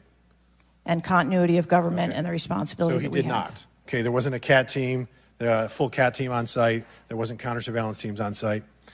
But this is the thing. You just said you had the ability to beef up the security. You knew about the threat, and you didn't. And that's as telling as it is chilling. We have satellite images from the Butler Fairgrounds. Have you visited the site? No, I have not. 9 days and you have not visited the site. You should have been there that night. Did you talk to, that evening, did you talk to the team, the heroes that... 9 days later, this is how far out the loop she is, yo. 9 days later, she has not even been back to where the shooting happened, let alone she didn't even stay to assess the fucking property. The director of the Secret Service did not even look at the property or look at the surveillance or the satellite images of the shooting yet. Me and you and God knows who else have looked at this satellite image, and she hasn't. Surrounded the president? Did you call them that night? They were still operational work. So that's an answer is no. Did you call him the next day? President. Yes, I spoke with You called him the very next day, not the day of, or was it 72 hours after? I don't know the timeline, but I spoke with Okay, them because you're under oath. immediately following. I think it was 72 hours after. You waited 3 days. What is immediately clear is that there are a number of structures that need to be secured. Of these, Director, other than the first, immediate four, what's the most dangerous site that should have been secured? Because Security 101, you got to mitigate the high ground. Yes. Okay. Do you know what the next most dangerous site, what was the closest structure to the president, other than the four immediate ones that you had your counter-sniper teams on? There are a number of structures around that event site. You know who the shooter knew? The shooter has visited the site 2 more times than you have, and he had a drone, and he picked the AGR building. So you said, do you remember in an ABC interview you did that you didn't have people on the roof of the AGR building because you were worried about safety because of the slope? I recall that statement. Okay. Does the Secret Service have written policy you can share with us about slope roofs? No. So why'd you act like there was one? Because is it your practice to comment on enormous events of enormous national implications when you're ignorant of the facts? That's rhetorical. So here's this thing with the slopes. You go all up to like 1812. You can go to a 112, which is about as flat as you can get without it being completely flat. And you're saying that there was a danger, safety concern there. But the problem is, Director, you put your counter snipers on a 312 roof, which is steeper than the 112. And by the way, the 112 is ADA compliant. You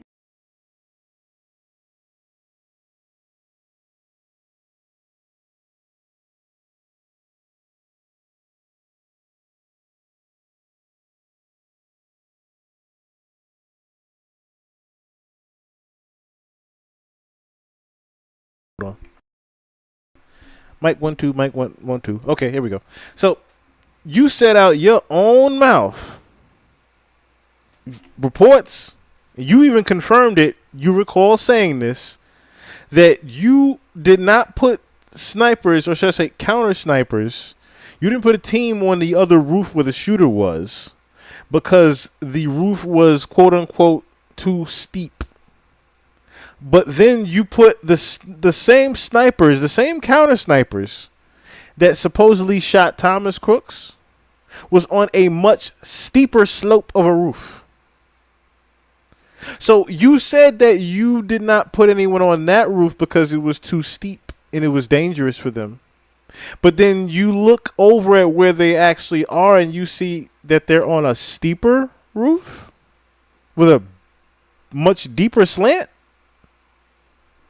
Come on now. You can build a ramp for a wheelchair on a 112 roof. So these are nothing but pathetic excuses, and they make no sense, and they're a bunch of cow dung. All the law enforcement I've spoken with over the last 9 days are amazed that the AGR rooftop was not secure. And you want to know why? Because it's dangerous. I have never had any long gun training in my life. I own an AR-15, and last time I shot it one time my whole life. It was 6 years ago. That is until Saturday, where we recreated the events in Savoy, Texas, where we recreated what happened in Butler. I was lying prone on a sloped roof at 130 yards at 6:30 at night. And I knew that he had a scope. I didn't know what kind, red dot or magnified. So I shot 8 rounds from both. You know what the result was? 15 out of 16 kill shots. And the one I missed would have hit the president's ear. That's a 94% success rate. And that shooter was a better shot than me. It is a miracle President Trump wasn't killed. Corey Comparatore's life is over because that damn shooter made it on the roof. And it wasn't the roof that was dangerous. It was a nut job on top of the roof. You know what else is dangerous? I believe your horrifying ineptitude and your lack of skilled leadership is a disgrace. Your obfuscating today is shameful. And you should be fired immediately and go back to Garden Doritos. Mr. Chairman, I yield back. Chair recognizes Ms. Lee from Pennsylvania. Thank you, Mr. Chair. Go back to I'd guarding like to thank, Doritos the chair, is the wild. ranking member for coming together and holding this hearing. But I have to say, I don't think any of our concerns have been addressed today. And what little we've learned has not inspired much confidence. I will just say that we obviously can't allow the violence we're seeing in this country become the norm or a commonplace. But that seems to be where we're heading. On this occasion, it was, very shockingly, a former president and current political candidate at a rally that we all assume is one of the most secure places we can be. But the violence we saw last Saturday is the same culture of violence that makes too many of our kids. Real quick, it's only because it's getting late. I want to get to my man McDonald real quick. I'm a member of reports. He's going to be the last one. He's going to be the last one we do. Yes, I have. You've talked to all of them. Mm-hmm. Your senior team has talked to every agent that was on the ground that day. Yes, we have. Have they all corroborated the same time they identified the shooter or they were made aware of the shooter, either by attendees in the crowd or local police department? There are a number of reports of when those times were made. Was it 5 minutes before the first shot rang out?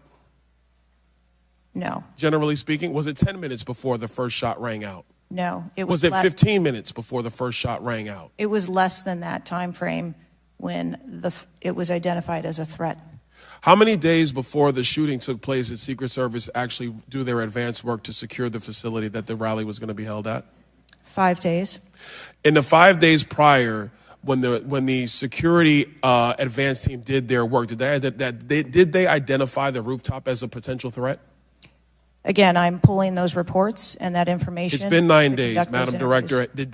Did they notice a rooftop 150 yards away that was a potential threat? Yes or no? I am certain that the rooftop was noticed. I am pulling the reports. What was the security parameters around securing that rooftop? What did they do? There was overwatch provided for that rooftop. Did Overwatch fail? I am waiting to hear what the results of the investigation were so that I can identify where the failure was. Who did you talk to that was on the ground that day that was responsible for Overwatch? What are their names?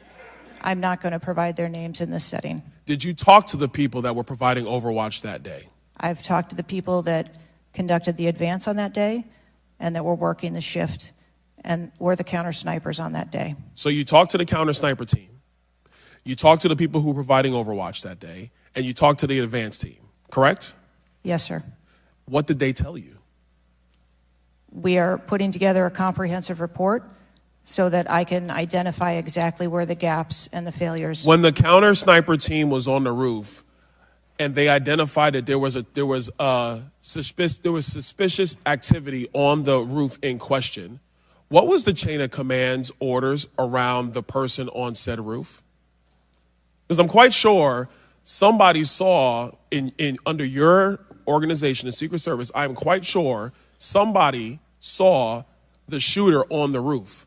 So what was the communication through the chain of command to deal with said person?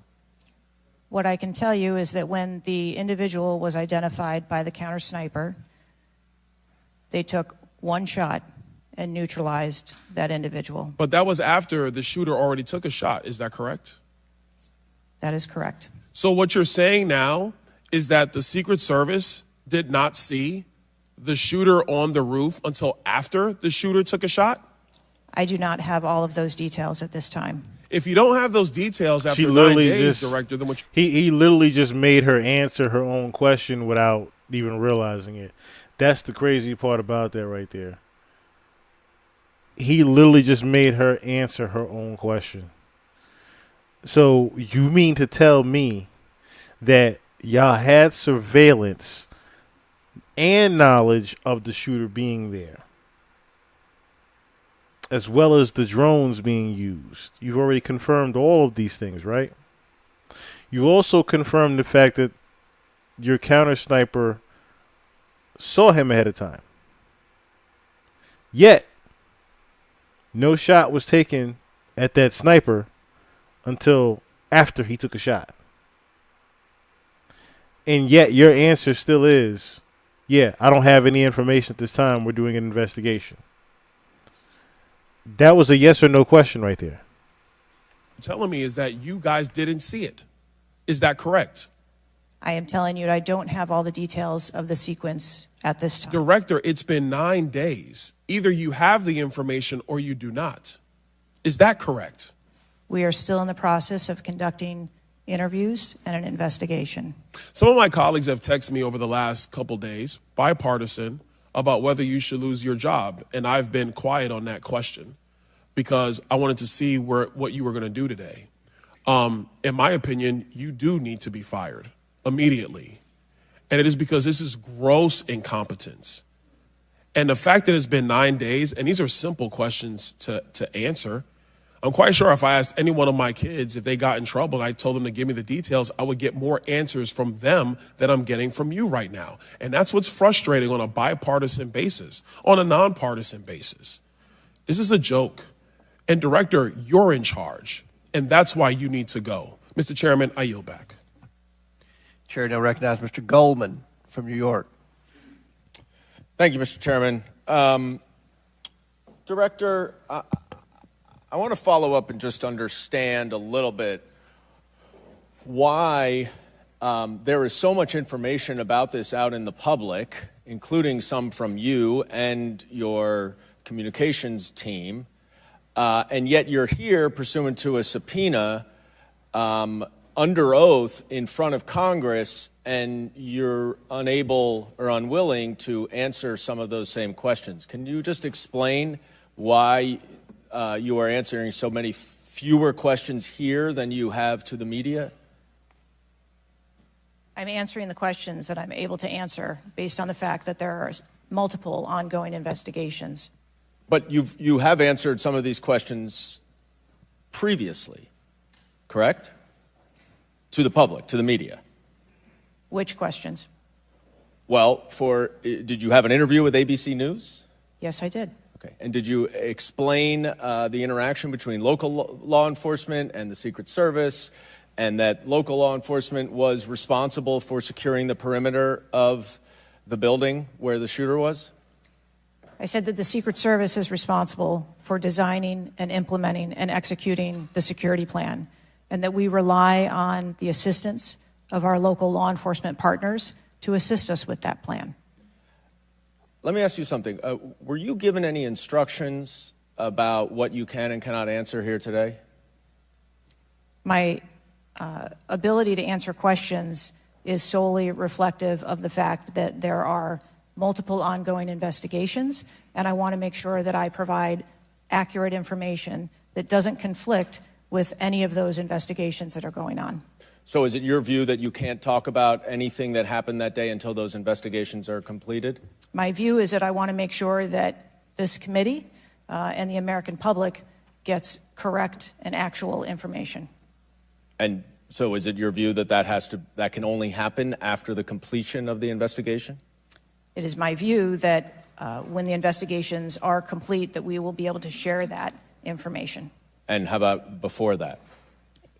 If I have factual information that I can share before that, I absolutely will. I'm guessing you have factual information as to when the suspicious photograph of the suspicious person was relayed to the Secret Service. There's a timestamp on that text message or whatever it was, correct? Sir, I'm sure you can understand that when you're dealing with text messages, emails, and other communications, the timelines don't always match up. Not really if they're time-stamped, but let me move on. Because you have acknowledged that this was a major security failure. Is that right? Yes. Do you acknowledge that it was a major security failure not to secure the rooftop of the building that the shooter shot from? I believe at this time that the rooftop was provided Overwatch. I acknowledge that we are unaware at this time how the individual was able to access the roof. Overwatch meaning from other counter sniper, other higher points? Correct. And so was it a failure then that when that shooter was on the rooftop that Overwatch did not identify him before he fired his shots? I don't have the timeline of how the individual accessed the roof, where they accessed the roof, or how long they were on the roof. Let me ask a couple things quickly. You have testified here about all the resources that the Secret Service needed to deploy to protect the NATO summit and all of the leaders here. Is that right? Yes. Did you have to rely more on local law enforcement because of the NATO summit for this event? The Secret Service routinely works with local law enforcement at every event. It doesn't matter whether it is a NATO summit, NSSE, the DN. No, YSL Woody. No, but that's not my question. YSL Woody need Obviously, his own there's a TV natural show. give and take as to, I'm sure, how many agents you deploy and how much you rely on local law enforcement. Did you have to rely more on local law enforcement because there were fewer Secret Service assets available because of the NATO summit? No. I hope we get answers before the completion. I don't like the fact that the media has received far more answers than Congress has. If this is a function of getting your ducks in a row, I assume you have access to a lot of these reports and a lot of this information, and you should have come prepared here today. And I would just want to flag, Mr. Chairman, before I yield back, that I want to just point out one thing that my colleague from Texas was talking about. When he said he recreated the shooting twice with an AR-15, and he had a 94% success rate, 15 out of 16 shots. I don't know why that doesn't convince him that we should get rid of AR-15s, but clearly we need to do something about the prevalence of AR-15s and weapons of war on our streets. And I yield back. Chair now recognize Mr. Perry from Pennsylvania. Thank you, Chairman. Director, I guess 60 days is the time of the investigation. Is that the information that you've put out, or where did that come from, 60 days? Or is that just information that the committee members are talking about? I stated that earlier today. I've asked Okay, my 60 team. days. So are you receiving regular updates? You're in charge of the Secret Service. This is about your organization, what happened 9 days ago. Are you receiving regular updates from the FBI on their investigation? Yes, I am. So you know some things are true, some things are probably not true. We want to talk to you about the things that we're hearing about and find out if they're true. Have you've been in contact with the FBI, then you're getting updates on a daily basis, right? Yes. Based on what you said. Okay, so, and are you confident that the person in question, Mr. Crooks, was the only person firing that day against the president or the crowd? Is he the only one? I'm not asking you yet if he acted alone, but is he the only one? For someone to just literally say, I would have to get back to you because the FBI is still doing an investigation. Oh, the FBI is the one that did that. Oh, I have to get back to you with the FBI. For someone that just said that, right? Would they not be able, wouldn't they have a completely different answer when asked, hey, do you talk to the FBI every day? And she goes, yes. How the hell you talk to the FBI every day and you don't know what the hell happened with the shooter? You don't know the time. You don't know the time frame in which he took the shot, from which he got on the roof to when he took the shot, and you have to talk to the FBI about that. But you supposedly talk to the FBI every day? Can you say that with certainty to the American people? That is the information I have at this time, yes. Okay. Does it appear he acted alone? That's the information we have at this time. Okay. Now, let's talk about the fact that he was noticed as a person of interest, of concern, suspicion, as you say. Your PI team, how do they stay in? There's a sea of people. How does the PI team get to that individual that's in question in the sea of people? How's that individual tracked? Our protective intelligence teams that work at our sites are paired up with a local police counterpart. And so they work in conjunction together. So they just follow them around? Or let me ask you this. Looking at the site, you have multiple perimeters, right? You have the secure perimeter, the inside perimeter, you have multiple perimeters. Was the AGR so-called building the highest location affecting the site of the rally? Was it the highest location? I believe the highest location at the site was where our counter snipers were. What about the water positioned. tower adjacent? What about how high is the water tower? I don't have the height on the water tower. Okay, seems like water towers are pretty high, at least in the photo. It looks like there might actually be a building right behind the AGR building that is even higher than the building that Crooks fired from. You're familiar with cover, concealment, and defilade, right? You're familiar with those terms? Yes. So how would your sniper team or your PI team track the individual and give vectors to Secret Service on the PI team to get to that individual to question him? And how would you cover the defilade, the cover and concealment of low areas that you can't see from where your sniper team immediately adjacent to the president were sighted? How would you do that if you're not up on the high ground? So when our counter sniper teams go out and conduct an advance, okay, they have a methodology. And because it was one particular question I wanted about someone the to get Crooks into. Vehicle inside any of your perimeters? No, it was. I want to see if he How about accesses it real K9 quick. assets by Secret Service, by anybody? Were they requested? Specifics, whether or not there was. Is it not, or if you used them or what you used, were they requested? Think it's Assets, him. were they requested? I can't. Assets requested. Mr. Jordan asked about the, think it's him that asked it. assets that were requested. Let me just ask you about assets requested. Were aerial assets requested for this event from either the Secret Service or state police or anybody else, drone, manned, otherwise? Aerial assets, were they requested? I can't speak to what the local Just asking police if they were may requested. have conversations with the local police, but I can tell you that the assets that were requested from the Secret Service for the site that day were all granted.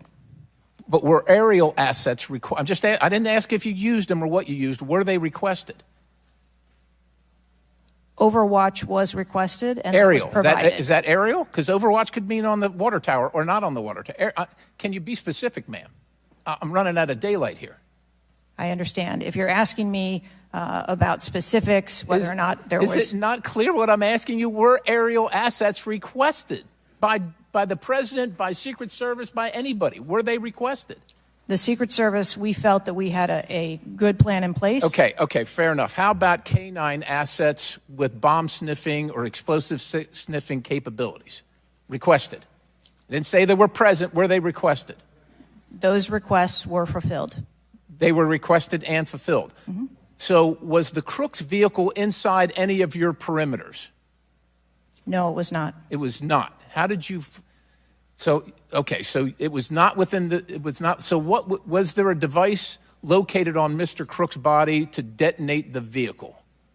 That is the information that I have. So what would be the point of detonating the vehicle if it was not inside the perimeter? I have no idea what Mr. Crook's motivation was. Ma'am, the fact that you haven't, I'll close with this, Mr. Chairman, haven't even visited the site. I understand there are other things going on, but the culture of your organization, the culture that doesn't, do you know how tall the president is? How tall is the president? President Trump, how tall is he?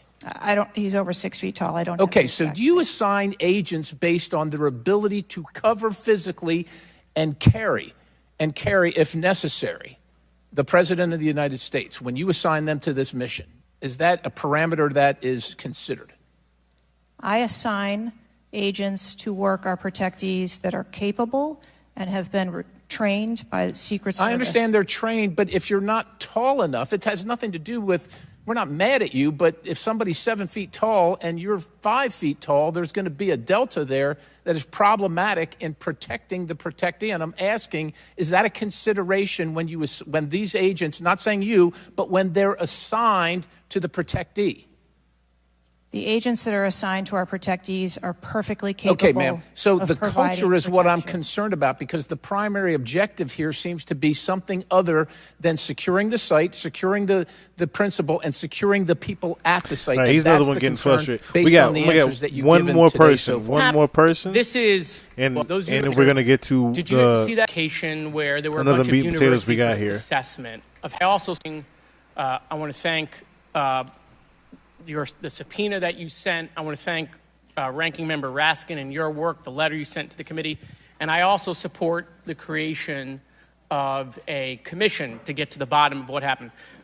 Director, I just want to give you an honest assessment of how this is going for you today. Did you happen to catch the hearing many months ago in education where there were a bunch of university presidents and Elise Stefanik asked a very easy question and couldn't get an answer? Did you see that hearing? No, I don't think I did. Okay, well, let me tell you, it didn't go well, and the short end of that story was those university professors all resigned. They're gone. That's how this is going for you. This is where this is headed, okay? I don't know who prepared you for this. I don't know how many times you've testified in front of Congress, but a president was almost assassinated live on television, not just for Americans, but for the world to see. And this being your first opportunity, I understand there's an ongoing investigation. I understand there's things that you can not talk about. But the idea that we're getting less than you did on television is something that Democrats, Independents, or Republicans are going to find unacceptable. My high school, Marjorie Stoneman Douglas, was on the list of mass shootings that Representative Raskin held up. That very day, the school resource officer, a police officer, did not run into the building. He hid in the stairwell while the shooter was in the building. He stayed outside, never helped, okay? He also directed other officers who showed up on the scene not to go into the building.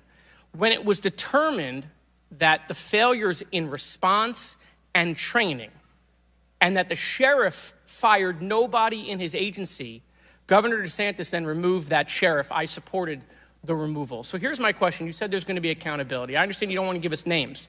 When you say that, are you telling the committee that once it's concluded, you're prepared to fire the people on the ground who made poor decisions that day? I'm prepared to take the actions necessary. No, that's nonsense, okay? Accountability. The failure was human. That doesn't mean they're bad people. It means they failed that day, and a former president was almost assassinated. Okay, are you prepared to fire the human failure on the ground? Yes or no? When you have the names of where those failures were, they're people. It's not like a piece of technology failed. It was people who failed that day. Are you prepared to fire them? I don't have an answer as to whether it Well, was then how can there be people- accountability if you're not prepared to fire someone? And the reason why your name is going to be the person who's held accountable, the reason why members in this committee are calling for resignation, and I join in that, or for the president to fire you, is because you're saying there's going to be accountability, but you can't commit that people are going to get fired. Let me ask this question a different way. If Trump had been assassinated that day, if the gunman had succeeded, okay, would you have come and tendered your resignation? I would still be sitting here because I would want to ensure the integrity of the investigation. Totally that would move understand. forward. That's a fair answer that you would have set up that process. But would you have had the honor to come in front of the committee and say, former president was assassinated on my watch, there should be new leadership? I think that I have admitted that there was No, that's what I'm asking. grave Would you have failure tendered your resignation if he had been killed? that occurred on my watch, and I am accountable for that. Okay, but would you have tendered your resignation if he had been killed? I think that I've admitted that I've taken accountability and will take responsibility. Okay. Well, let me ask I want to follow up on Representative Connolly's question, in which he asked about guns, and you were not willing to commit that makes your job harder. This is not about the Second Amendment. If there are over 400 million guns on the streets, if all of those guns were machine guns, would that make your job harder to protect people? Again, I think weapons that are out there. If all make of our those job- guns were rocket-propelled grenades, would that make your job harder? Yes, sir. Yes. Okay. Thank you. Perfect. This is not a trick question. Woo! Thank you. Okay. You heard how everybody said woo because she finally said yes to something after fucking God knows after 3 hours she finally said the word yes. After 3 hours, she said the word yes to something. That's why someone said woo in the crowd, because someone finally succeeded at getting a yes or no fucking answer out of her. I won't ask the other 15 things I was going to do. I was going to do drone strikes, but it's okay. So that's all we were asking. It creates a challenging environment. It has nothing to do with the Second Amendment or people's rights, but it does make your job harder. So credit to Representative Connolly for asking that question. One last thing, Mr. Chairman, and I'll conclude.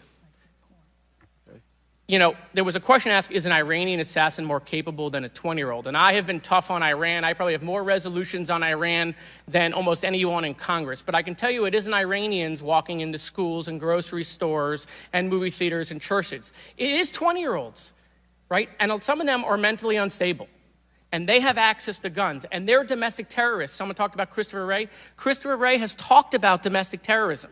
And so, yes, we collectively come together on foreign threats, and I am not at all debasing the fact that there are foreign threats here and abroad, but there are domestic threats, and we have to get to the bottom of how we stop domestic terrorism, because it was a 20-year-old who walked into my high school and killed 17 people. He was plenty capable, and he was an Iranian. Thank you. Chair now recognizes Mr. Timmons from South Carolina. Thank you, Mr. Chairman. Director Cheatle, we've asked you a lot of questions and haven't really got a lot of straight answers. I have intentionally created a line of questioning that I think that you can't answer. So the first question is, do you agree that the allocation of Secret Service resources should correspond with the risk profile of any given event?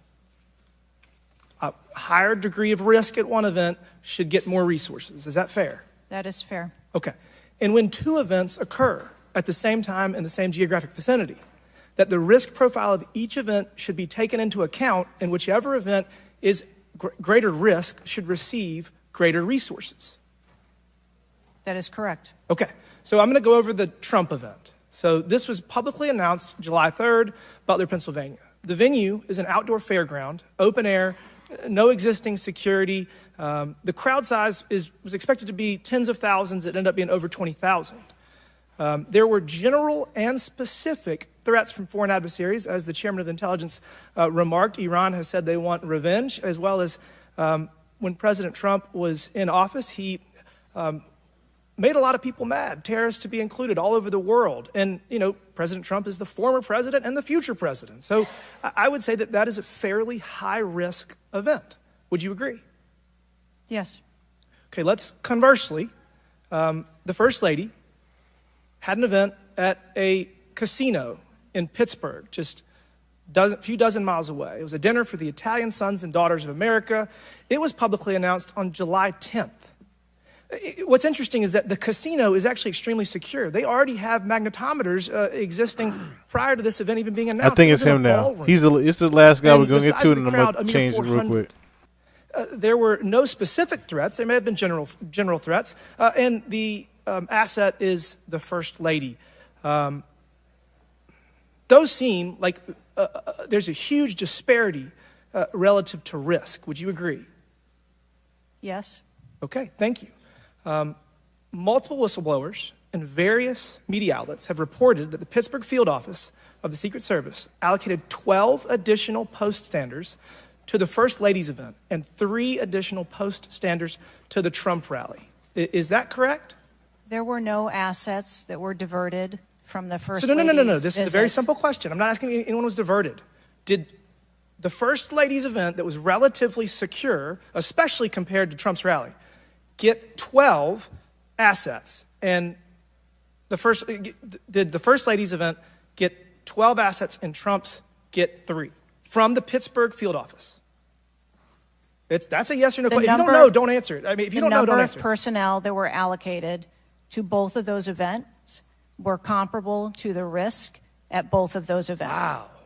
Really? So you think that the Pittsburgh casino, 400-person in a ballroom with ingress-egress through probably a very well-guarded parking garage was 4 times more dangerous than a 20,000-person rally in an open field with the former president and future president? You think that that's 4 times more dangerous, the casino event? I didn't say that at all. Well, they got 4 times the resources from the Pittsburgh field office, who was likely in charge of the final walkthrough for both events. I mean, we've continually highlighted the failures of the Secret Service at the Trump rally. And, you know, you have the former and future president getting shot. You have multiple injuries, 1 fatality. And I would have to think that if we had 9 more post standards, 9 more individuals that have the training and the integration into the Secret Service defense of Trump at that rally, that I have a feeling that Crooks would have had somebody come say hello to him before he fired a bunch of shots. Do you think that's possibly true? There were significantly more assets and resources available at the former president's event than there were at the First Lady's Who made the event. decision to deploy 12 post standers to the casino where the First Lady was having a 400-person dinner, and only 3 people from the Pittsburgh field office to the 20,000-person plus Trump rally? Who made that decision? There were additional Secret Service resources available at the former President Trump's event. Okay, so boom. He says the first thing that this is the last guy. This is what I was trying to get to right here.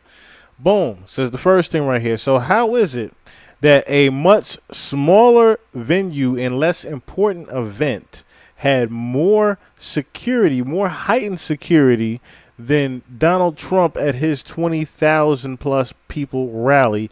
How is it that he only had 3 people on staff versus the other one having damn near 20? One thing there. Who made the decision to deploy 12 to the First Lady's event and 3 to the Trump event? The allocation of resources is decided based on the availability of personnel and their location and where they are, but there were sufficient resources What did you just that say? were given to Did you the just say there were former sufficient president's resources?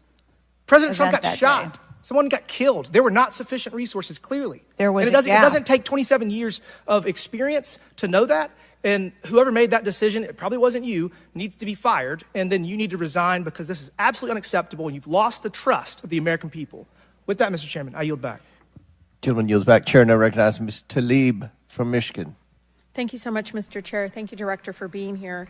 Okay, so like I said, we don't have to get into Mr. Lieb, but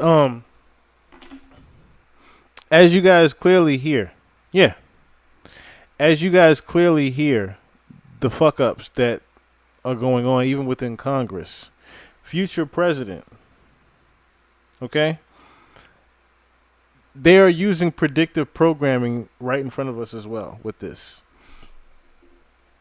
What made me, like I said, so much more upset about this is the fact that you have to understand how stupid they think we are. That is the biggest thing about this. They think that the American people are just completely oblivious to everything that's even going on right now. Number one, this happened on a Monday. Let's put that into context as well. This happened earlier today on a Monday. Majority of people are at work. Not a lot of people were even privy to this going on. So much of people were even going to sit through what was even taking place and what was said and what was asked to her, so on and so forth, right? They think that the American people and the human being as society is stupid. This should tell you how much they think the American people are stupid, because of the amount of inconsistencies that there are within the entire Trump shooting itself as far as the Secret Service goes. Number one. Number two, kept emphasizing the fact that it's been 9 days, almost a week and a half out, and the supposed head of the Secret Service that was protecting him has no fucking clue of what happened, let alone how. A week and a half after the fact. On top of a week before, got the questions that they were going to be asked before they got to step in front of Congress.